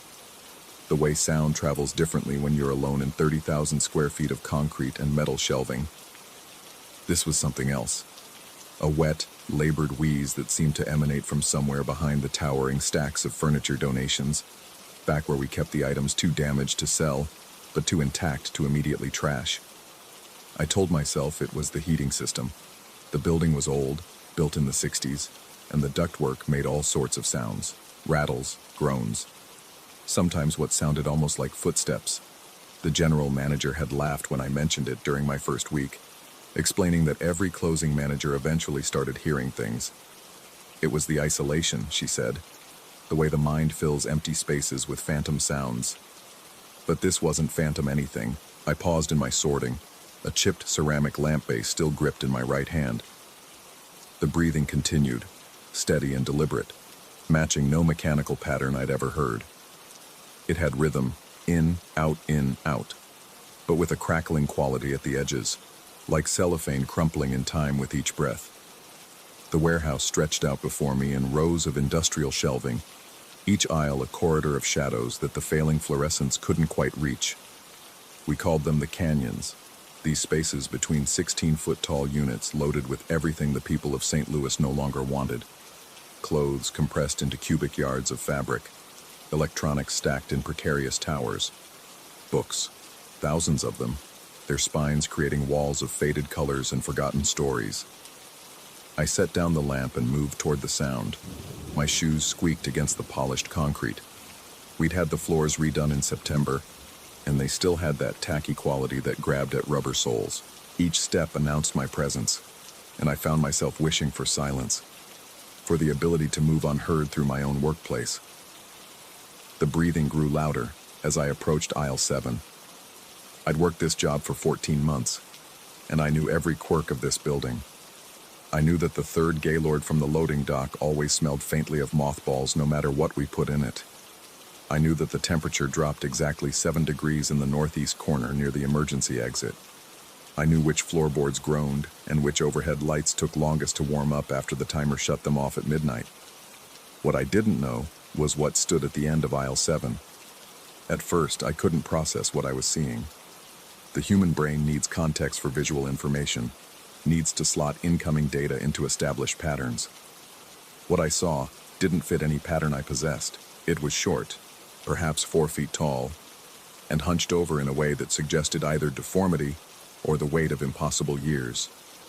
The silhouette appeared almost hunched beneath some invisible burden, shoulders rounded forward, head tilted at an angle that would have been painful for anyone still fully alive. It stood perfectly still, and in the stuttering light I could see that it was watching me, or at least it was oriented in my direction. I couldn't make out features, couldn't see eyes or a face or anything that would confirm the presence of a conscious mind behind that shape. But I felt observed with an intensity that raised every hair on my arms. I opened my mouth to call out, to demand identification, to ask who the hell had gotten into the building after closing, to impose some normalcy on the situation through the simple act of human speech. But my throat had constricted to something narrow and useless. The thing at the end of the aisle took one shuffling step forward. The sound it made was wrong. Not the squeak of shoes on treated concrete, but something drier, like the scrape of bark against stone. And beneath that, the breathing continued, that wet, crackling rhythm that seemed to fill the entire warehouse now that I'd heard it clearly. I took a step backward. It matched me, moving forward. I took another step back, faster this time, and again it mirrored my movement with disturbing precision. Not chasing, exactly. Following. Maintaining distance while refusing to let that distance grow. My hand found the edge of a Gaylord bin, and I used it to steady myself as I continued my retreat. The logical part of my brain, the part that had managed inventory and balanced cash drawers and resolved customer complaints for over a year, was screaming that there had to be an explanation. A person, a very sick person who had somehow hidden in the building during closing procedures, who needed help, who I should be assisting rather than fleeing from. But the older part of my brain, the part that still remembered when humans were prey animals, was shrieking a different message entirely. I backed down the main aisle, never taking my eyes off the figure.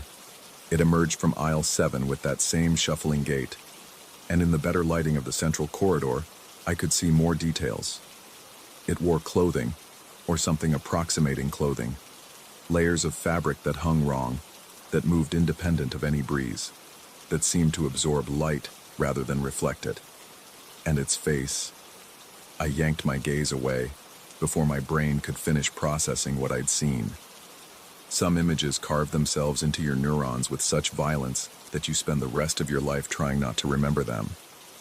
This would be one of those images. The office was 40 feet away, past the sorting station and the employee break room, through a set of double doors that I'd propped open with a doorstop earlier because the pneumatic closer was broken, and I'd gotten tired of wrestling with them every time I needed to check the computer. Those open doors now represented the worst decision I'd ever made. I picked up my pace, moving from a backward walk into something closer to a jog, my eyes still fixed on the thing that followed. It accelerated to match me, that shuffling gait becoming quicker without ever quite breaking into a run, always maintaining the same distance, always oriented precisely in my direction. The crackling breath came faster now, excited or exerted. I couldn't tell which and didn't want to know. I hit the double doors at almost a run, stumbled through, and immediately grabbed both handles to pull them shut. But the doorstop, that goddamn doorstop, was wedged underneath the left door, and no amount of pulling would close it with that rubber triangle in the way. I dropped to one knee and grabbed the doorstop, my fingers fumbling with the textured rubber.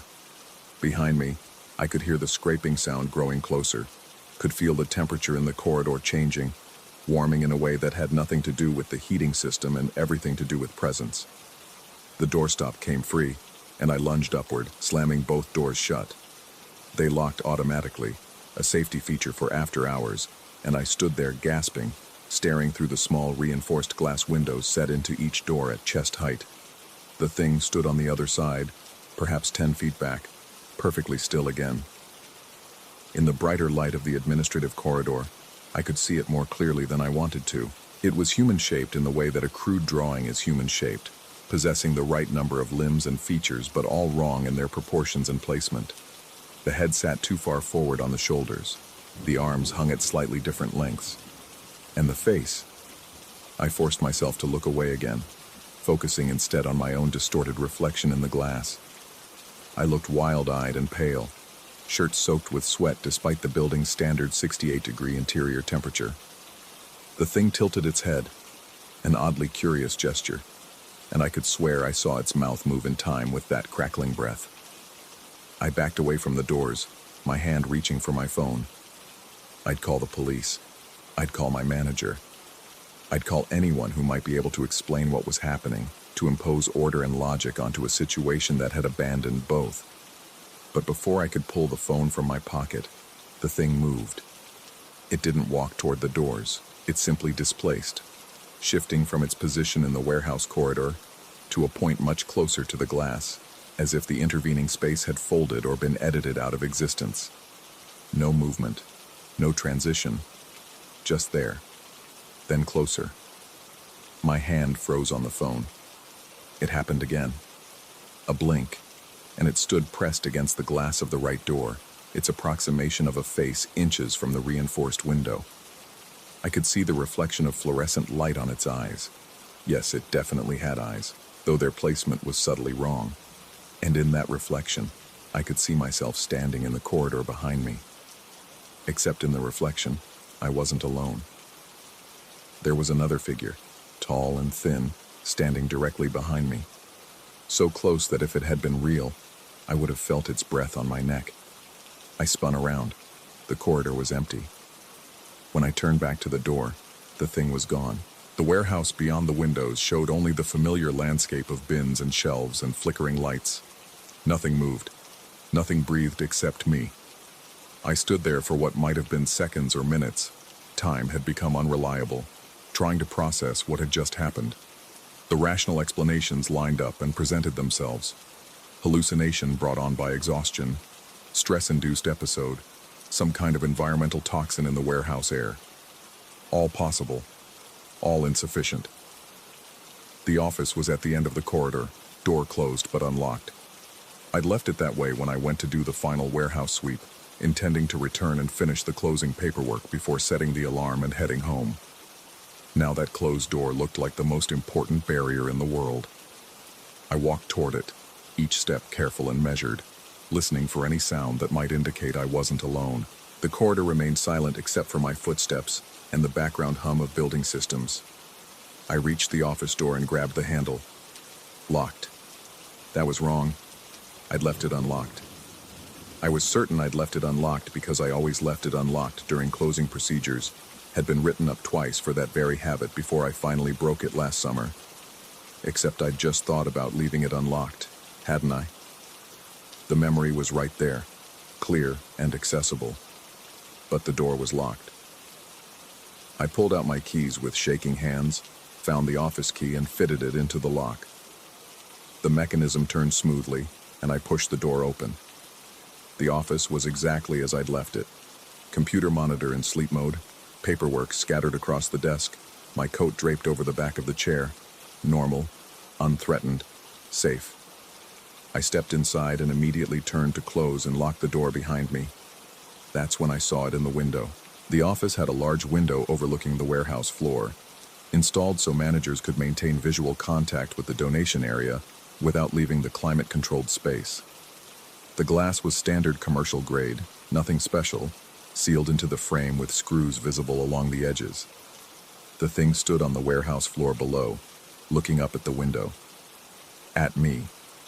And as I watched, it moved toward the wall, began to climb, not with hands and feet like any normal creature would, but by simply flowing upward, as if gravity had become negotiable for this particular entity. I stepped back from the window, my rational mind insisting this couldn't be happening, even as my eyes tracked its impossible ascent. It reached the window level and stopped, pressed against the glass from the outside, that approximation of a face filling the entire pane. The crackling breath sound filled the office, though the window remained closed.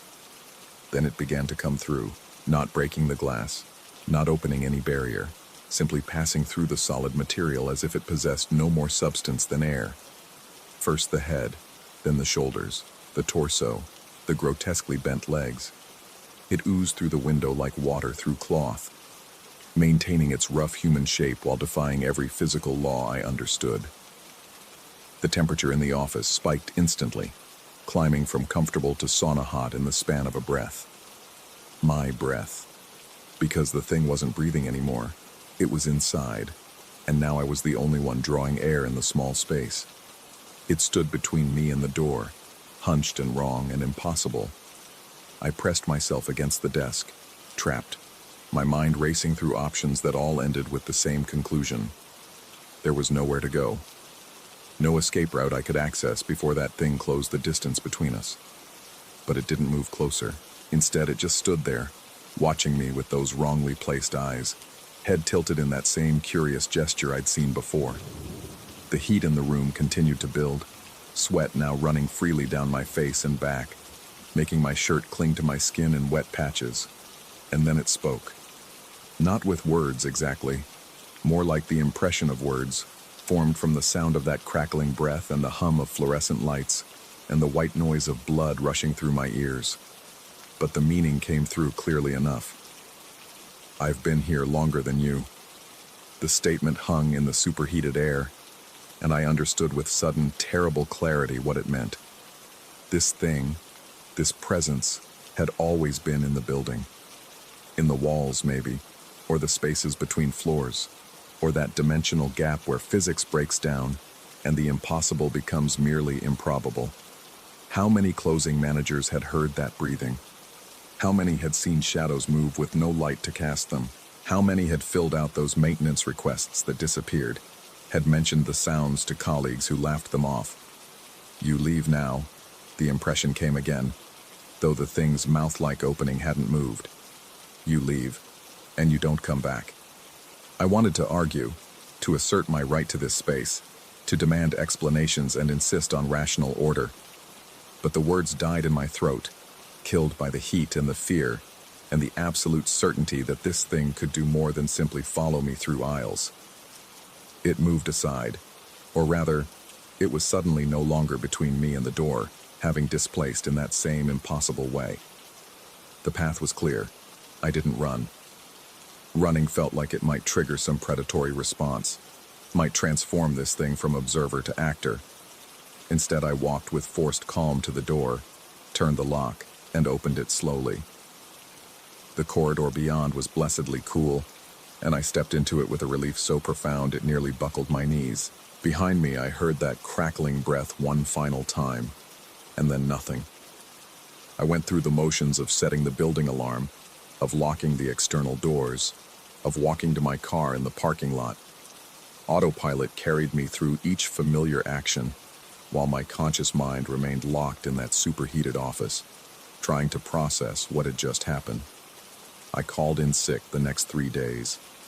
When I finally returned, I submitted my 2 weeks' notice before my shift even started. The general manager accepted it without question, without asking why, as if she'd been expecting it, as if this was a conversation she'd had before with other closing managers who'd lasted just long enough to notice. On my last night, I made sure to leave while it was still light outside, made sure every door was locked behind me, every light turned on rather than off, and I didn't look back at the building, didn't let myself see if anything watched from the warehouse windows. But sometimes, late at night in my new apartment across town, I wake up to a sound I can't quite place, a wet, crackling rhythm that might be my own breathing, or might be something else entirely. And in those moments, I'm not sure if I really left that building or if something followed me home, maintaining distance, matching my movements, waiting in the spaces between sleep and waking where the impossible becomes real and shadows have breath of their own. The heat in my bedroom rises whenever I hear it, and I've learned not to look toward the window.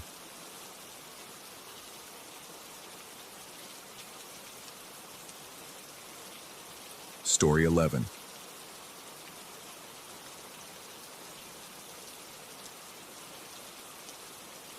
The house breathed differently at night.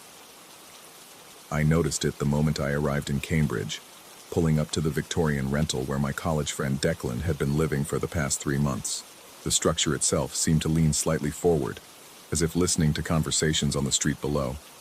Paint peeled from the windowsills in long, deliberate strips, and the front porch sagged in the middle like a concave chest. November wind scraped dead leaves across the steps, and somewhere inside, I could hear water running through old pipes, a sound like whispered conversation just beyond the range of understanding. Declan met me at the door with the kind of enthusiasm that felt slightly forced, his handshake lasting a beat too long. He looked thinner than I remembered, his eyes carrying a permanent exhaustion that no amount of sleep seemed capable of fixing. The interior of the house matched its exterior, high ceilings that trapped shadows in their corners, narrow hallways that seemed to stretch longer than they should, and a persistent smell of damp wood and something else I couldn't quite identify. Something organic and old, like wet leaves left too long in a pile. The guest room was on the second floor, at the end of a corridor that grew progressively darker despite the overhead lights. Declan explained that 2 other graduate students occupied the remaining bedrooms, but they were away for the weekend at some academic conference. The isolation in his voice when he mentioned this felt deliberate, as if he'd been waiting all week to not be alone in the house. The room itself was unremarkable at first glance. A double bed with a metal frame, a desk pushed against one wall, a dresser that looked like it had survived several decades of student housing, and a single window that overlooked the back garden. But the temperature was wrong. Despite the radiator clanking and hissing in the corner, the air held a bone-deep chill that seemed to emanate from the walls themselves. I could see my breath in small clouds when I spoke, asking Declan about the thermostat. He assured me the heat was on, had been on all day, and suggested I use the extra blankets stacked in the closet. His eyes didn't quite meet mine when he said it, and he left quickly, mentioning something about making dinner. The door clicked shut behind him with a finality that made the room feel suddenly smaller. I unpacked slowly, trying to shake the unease that had settled into my chest since crossing the threshold. The dresser drawers stuck when I pulled them, releasing small puffs of musty air. Inside one, I found a library card from 1987, the name on it faded to illegibility. In another, a single button made of tarnished silver, small artifacts of previous occupants, forgotten in the corners of temporary spaces. That first night, I slept poorly. The house settled constantly, each creak and groan seeming to follow a pattern I couldn't quite discern. Footsteps that might have been branches against the siding, voices that might have been wind through the eaves, and underneath it all, a low humming that vibrated through the bed frame. So faint I wondered if I was imagining it, if it was just the blood pulsing in my ears. By morning, I'd convinced myself it was just the strangeness of a new place, the particular architecture of old houses, the heightened awareness that comes from sleeping somewhere unfamiliar. Declan seemed more himself over breakfast, showing me around the neighborhood, introducing me to the coffee shop where he spent most of his time working on his dissertation. We fell into the easy rhythm of old friendship, and I forgot about the cold room, the odd sounds, the sense of being studied by the house itself.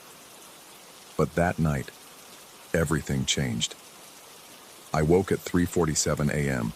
The red digits on the alarm clock burned into my vision when I opened my eyes. The room was darker than it should have been, the streetlight that had filtered through the curtains now completely absent, as if something outside the window had moved into position to block it. The temperature had dropped even further. I could feel frost forming on the inside of my nostrils with each breath, and I wasn't alone. The certainty of it hit me before I could rationalize it away. Something was in the room with me. Not beside the bed or in the corner, but somehow occupying the same space I did, pressing against me from all directions like atmospheric pressure. My skin crawled with the sensation of being observed from every angle simultaneously. I forced myself to sit up, reaching for the bedside lamp. The switch clicked once, twice, 3 times. Nothing. The bulb had worked fine hours earlier.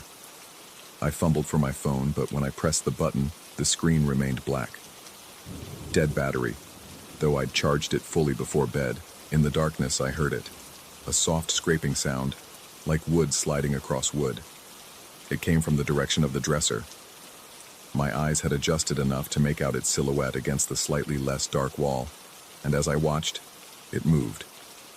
Not dramatically, just an inch or two forward, as if pushed by invisible hands. Then another inch. The sound continued, deliberate and measured, the dresser inching across the floor with impossible smoothness. I should have gotten up, should have turned on the overhead light, should have opened the door and called for Declan, should have done anything but sit there frozen, watching the furniture rearrange itself in the dark. But my body wouldn't respond to my brain's increasingly frantic commands. I could only watch as the dresser continued its slow migration, moving steadily toward the door. The scraping stopped.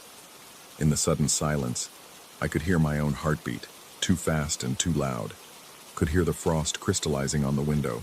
Could hear, impossibly, the house breathing.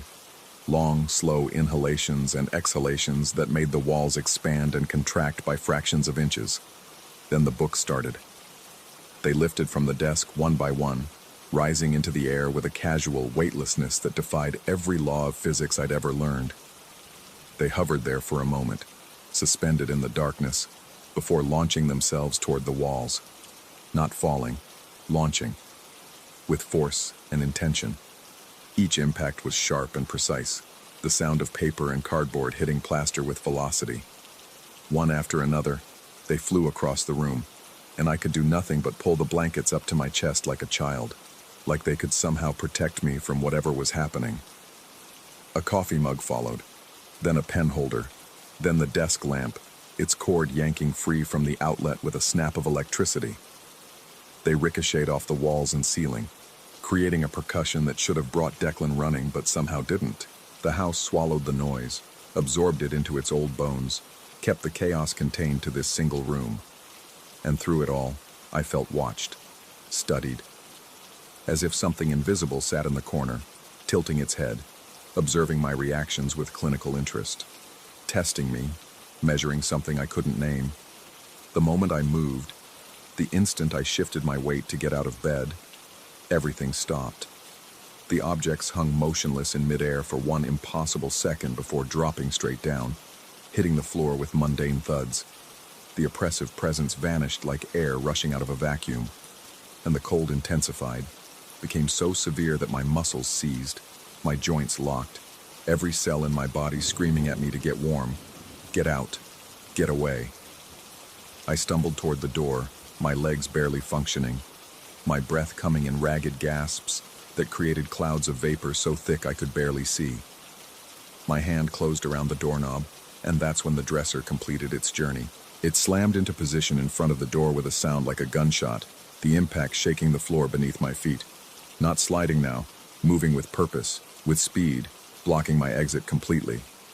I pulled at the door anyway, desperate, irrational, and it opened perhaps 2 inches before the edge caught on the dresser's corner. Through the gap, I could see a sliver of the hallway, illuminated by the nightlight Declan kept plugged in near the bathroom. Something moved in that light, a shadow that didn't correspond to any object I could identify. It rippled along the wall, growing larger, approaching the door from the outside. I could hear it, a sound like wet fabric dragging across wood, accompanied by that same low humming that had kept me awake the night before, now loud enough to feel in my teeth. I released the doorknob and staggered backward, and the temperature began to rise. Not gradually, all at once, as if someone had opened a furnace door. The frost on the window melted in seconds, running down the glass in streams. The vapor from my breath vanished. My frozen muscles relaxed with an almost painful suddenness. The door, still open those 2 inches, slowly swung shut. I watched it happen, watched the gap narrow until it disappeared completely, the latch clicking with a soft finality. And in that moment, standing in a room that had gone from Arctic to tropical in less than 30 seconds, surrounded by objects scattered across the floor in the precise pattern of violence, I understood something fundamental and terrible. Whatever was in this room, in this house, wanted me to see, wanted me to experience. It had been waiting, patient and purposeful, and I had walked directly into its stage. 3 sharp knocks sounded from the other side of the door. Declan's voice, muffled but concerned, asked if I was okay, mentioned he'd heard noises, wondered if everything was all right. His words felt distant, as if spoken from the end of a very long tunnel, or from a different reality entirely.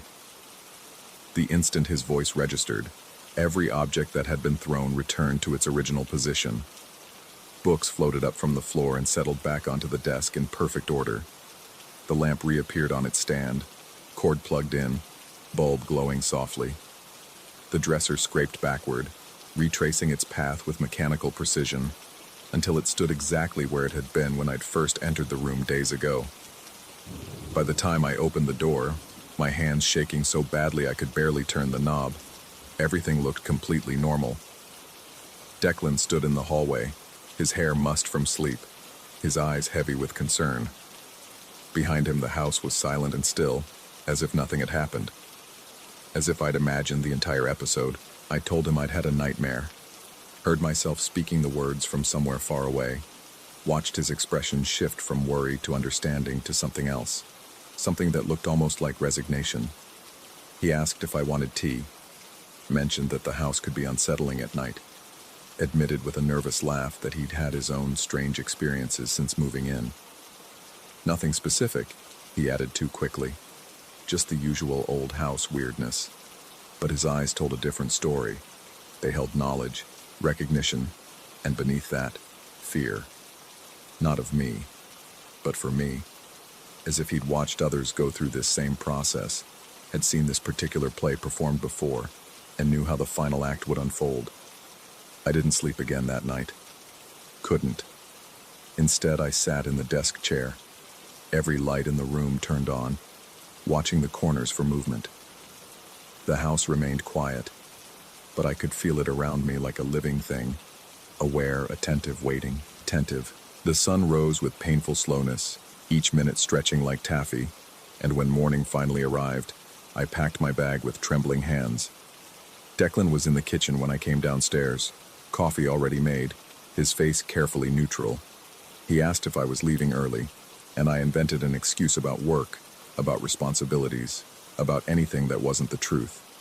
He nodded along, not believing a word, and walked me to the door. On the porch, he hesitated, then spoke in a voice so quiet I almost didn't hear it. He mentioned that the room had a history, that previous guests had mentioned unusual experiences, that he probably should have warned me but hadn't wanted to seem crazy. He said the occurrences always stopped after the first incident, that whatever inhabited the space seemed satisfied once it had made its presence known. He asked, without quite asking, if I planned to tell anyone. I looked back at the house, at the second-floor window of the guest room, and saw the curtain move. Not from wind. There was no wind. Just a deliberate shift, as if something inside had stepped away from the glass after watching our entire conversation.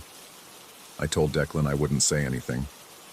Told him I hoped his dissertation went well, that we should stay in touch, that I'd see him around. All the meaningless platitudes people exchange when they know they'll never speak again. The drive home took 4 hours. I spent every minute of it trying to rationalize what had happened, constructing elaborate explanations involving old house acoustics, settling foundations, temperature differentials, stress-induced hallucinations. By the time I pulled into my own driveway, I'd almost convinced myself it had been some kind of waking dream, a product of exhaustion and an overactive imagination. But 3 things kept me from fully embracing that comfortable delusion. The library card I'd found in the dresser drawer was in my jacket pocket, though I had no memory of taking it. When I examined it more closely in better light, I could make out the name after all, my own, printed in faded ink beneath a photograph of a younger version of myself, a version I had no memory of being. My phone, which I'd watched die in the darkness, showed a full charge and contained a single video file I hadn't recorded. When I played it, I saw 43 minutes of footage from inside the guest room, shot from an angle that would have required the camera to be floating near the ceiling. It showed me sleeping, then waking, then watching in frozen terror as the room came alive around me. But it also showed something else. A figure standing beside the bed, tall and impossibly thin, its head tilted at an acute angle, watching me watch the chaos it had created. The video ended exactly when Declan had knocked on the door and the figure turned toward the camera, its face a blur of static, before the screen went black. And every night since, at 3:47 a.m., I wake up cold. The temperature in my apartment drops precisely 15 degrees in the span of 30 seconds. Objects don't move, not yet, but I can feel it in the room with me. Patient, observing, following me home from that house in Cambridge like a passenger I'd unknowingly invited into my car. Sometimes in the peripheral darkness, I see it standing in the corner, waiting. And I understand now what Declan couldn't bring himself to say on that porch. It doesn't stop after the first incident. It never stops. It just moves to a new stage. Story 12. The fluorescent lights in the basement workshop buzz on at 3:47 a.m., and I know without checking the clock that it's happening again. The sound travels up through the floorboards of my childhood bedroom, now just my bedroom, a mechanical hum that shouldn't exist in a house where I'm the only living thing for 3 miles in any direction. I lie still beneath the quilts my grandmother made, the ones that smell faintly of cedar and something else I can't name, and I listen. The house settles around me with its familiar groans, old timber contracting in the October cold, the furnace kicking on in the crawlspace, normal sounds. But beneath them, threading through them like smoke through mesh, I hear my name. Neil. Just the end of it. Daniel. The way my grandfather used to say it when I'd wander off mid-task, leaving tools scattered across his workbench, a half-assembled birdhouse or a cabinet door hanging from one hinge. That specific tone of exasperation mixed with something that might have been affection, though he never said as much. The cadence is unmistakable, a falling pitch, slightly nasal, with a catch in the throat that came from 40 years of lucky strikes. I inherited this house 4 months ago. The lawyer's office in Harrisburg smelled like burnt coffee and copy paper, and the woman who handled the estate kept apologizing for the delay, as if I'd been waiting impatiently for my grandfather to die. I hadn't been. I'd barely spoken to him in the last decade, our relationship calcified into birthday cards and the occasional stilted phone call where we talked about weather and nothing else. When the hospice nurse called to tell me he'd passed quietly in his sleep, I felt the same thing I feel now, lying in the dark listening to those lights hum, a vague guilt I can't quite locate the source of. The workshop calls to me in a language I don't want to understand. I throw off the quilts and my feet find the cold hardwood. The hallway stretches longer than it should between my room and the basement door, though I know that's impossible. I've walked this hall 10,000 times. The photographs on the walls watch me pass. My grandparents on their wedding day, impossibly young. My father as a child, squinting in harsh sunlight. Me at 8, gap-toothed and holding a perch my grandfather caught. Everyone in the photos looks like they're waiting for something. The basement door stands open. I didn't leave it that way. The stairs descend into a pale glow, that particular sickly green of old fluorescent tubes. I can smell the workshop before I see it. Machine oil and sawdust and the ghost of cigarette smoke that no amount of airing out has managed to erase. My hand finds the rough wooden rail and I start down, each step creaking under my weight, announcing my arrival to whatever waits below.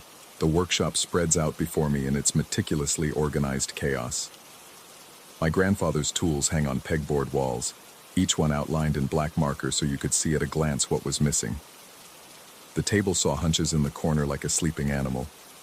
The workbench dominates the center of the room, its surface scarred by decades of cuts and burns and stains. And on that bench, exactly where I left it 3 days ago, sits the half-finished jewelry box. I'd found the plans in my grandfather's desk drawer, tucked inside a folder labeled with my grandmother's name, Miriam.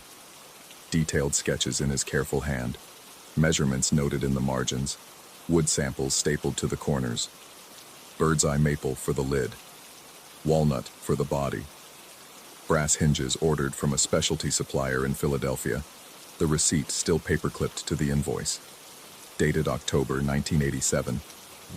My grandmother died in March of that year. He never finished it. The fluorescent lights buzz overhead, their ballasts humming that electric hymn. I approach the workbench slowly, though I'm not sure what I'm being careful of. The jewelry box sits there in its incomplete state, the body assembled, the corners mitered perfectly, but the lid unattached, the hinges still in their plastic packet. I pick up the lid and run my fingers along the edge my grandfather routed, feeling where his hands shaped the wood. Behind me, something shifts. I don't turn around. I've learned not to turn around. Instead, I watch the reflection in the dark window above the bench, that black square of glass that shows me the workshop in reverse. There's a figure standing near the stairs, tall, stooped slightly at the shoulders, wearing what might be a flannel shirt. The fluorescent lights don't reach that corner properly, so the shape exists more as an absence than a presence, a man-shaped hole in the dim light. My throat tightens. I set down the lid and force myself to breathe steadily, watching that reflection, waiting for it to move or speak or dissolve into the reasonable explanation I keep trying to find. My therapist in Philadelphia would tell me this is stress, grief manifesting in unusual ways, the mind playing tricks in an empty house where every creak and shadow carries the weight of memory. She'd probably increase my dosage, but the figure in the window doesn't behave like a hallucination. It has patience. It stands there with a stillness that feels intentional, that feels like waiting, and I recognize that quality because I grew up in its presence. My grandfather could stand silent for 20 minutes, watching me struggle with a dovetail joint or a mortise cut, never offering help until I'd exhausted every wrong approach. He called it learning. I called it torture. The shape in the reflection shifts its weight from one foot to the other, and I hear the floorboard creak, the same board that always creaked, 3 steps from the bottom of the stairs, the one he never fixed because he said it was useful to know when someone was coming. I turn around. The corner is empty. The workshop stretches out exactly as it should, tools hanging in their designated spots, dust motes swimming in the fluorescent glare. My heart hammers against my ribs with such force I can feel it in my jaw, in my fingertips. I count to 10, then 20, then give up counting and just stand there breathing in the smell of sawdust and oil. When I look back at the window, the reflection shows only me. I should go upstairs, pour myself a whiskey from the bottle I found in my grandfather's study, get back in bed, wait for dawn. Instead, I find myself reaching for the brass hinges, tearing open the plastic packet. My hands know what to do, even though my grandfather never taught me properly, never got around to that particular lesson. I've watched enough YouTube videos in the past 3 months to fake competence. The work absorbs me the way work always does, pulling my attention into the narrow space between intention and execution, measuring twice, drilling pilot holes, setting the hinges so they're perfectly flush. The wood feels warm under my hands.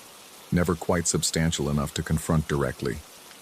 I've stopped trying to catch him, stopped turning around. It's easier to pretend I don't notice, to act as if we're simply sharing the space the way we used to when I was young and summers stretched forever. The workshop has become a collaboration. I don't sleep much anymore. The distinction between night and day loses meaning when you spend most of your time in a basement under fluorescent lights. I eat when I remember to, showering occasionally, letting my beard grow in. The mirror in the bathroom shows me a stranger, hollow-eyed, gaunt, covered in sawdust. I look like my grandfather did toward the end, when the cancer was eating him from the inside and he'd given up pretending to care. One night, or maybe it's day, I've lost track, I find a final folder in the back of his desk drawer. It's thicker than the others, the edges worn from handling. Inside are plans for a grandfather clock, not a kit, not something simplified for hobbyists. A full-scale project that would take months to complete properly. The kind of work that requires precision and patience and skill I don't possess. The wood is already cut, I discover, stored in the far corner of the workshop, wrapped in canvas, protected from moisture and warping. Cherry and maple aged perfectly, probably purchased decades ago, waiting. I spread the plans across the workbench and study them, tracing the elegant curves with my finger, trying to understand what I'm looking at. The clock face is to be custom-made, etched brass with Roman numerals. The pendulum mechanism is intricate, requiring careful calibration. The case is a masterpiece of joinery, dozens of complex angles and joints that need to align perfectly. It's impossible. I could never build this, not alone. Behind me, I hear the scrape of a stool being pulled across concrete. I don't turn around, but I feel the presence settle there, just over my shoulder, looking at the plans with me. The workshop smells strongly of cigarette smoke now, sharp and immediate, as if someone just lit up. A voice, barely audible, more felt than heard. Start with the bass. My hands move before my mind can object, reaching for the pieces of cherry wood, arranging them on the workbench according to the plans. The joints need to be cut precisely, angles that would take me days to figure out through trial and error. But when I pick up the pieces, I can feel where they want to go. I can sense the shape waiting inside the raw material. I work through what must be the night, losing myself in the rhythm of it. Cut, sand, fit, adjust.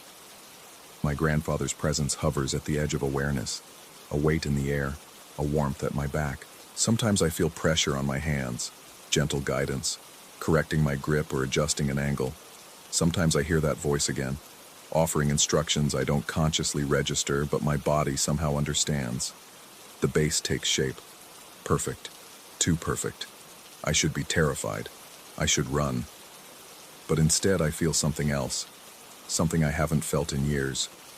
Purpose. Connection. The sense of being part of something larger than myself.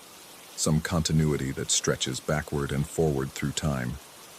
Dawn light creeps through the window above the workbench, gray and cold. I set down my tools and step back to examine what I've built. The base of the clock stands solid and true, joints so tight you can barely see the seams. Work I couldn't have done yesterday. Work I still don't quite know how I did. I turn around slowly, deliberately, breaking my own rule. My grandfather sits on his stool near the stairs, exactly where he always sat. He looks solid, real, more present than he's been before. Flannel shirt rolled to the elbows, work pants stained with oil.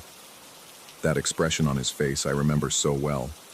Not quite approval, but something close. Recognition, maybe. Acknowledgement that the work is being done.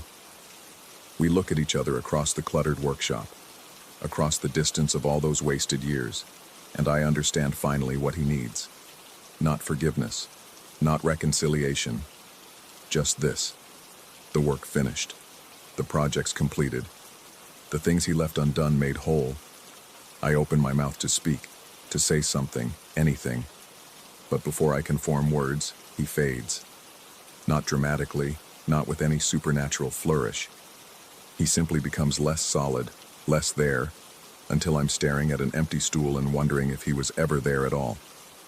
But the base of the clock stands on the workbench, real and tangible, joints cut with impossible precision. I don't know how long it will take to finish. Weeks, probably. Maybe months. However long it takes, I'll be here, in this workshop, under these humming fluorescent lights, completing what he started, finishing what we never got to finish together. The house is silent now. No footsteps, no running water, no voice calling my name. I pick up the sandpaper and return to the clock, running my hands over the cherry wood, feeling for imperfections. My reflection stares back at me from the window, and I realize with a start that I'm not alone in the image. There's a shadow behind me, indistinct, possibly just a trick of the light, or possibly not. I don't turn around to check. Instead, I keep working, because that's what we do. We finish what we start. We honor what came before.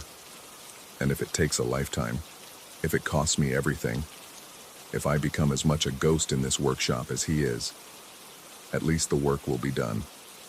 At least something will be complete. The fluorescent lights hum overhead, and somewhere in the house, a clock that doesn't exist yet begins to tick.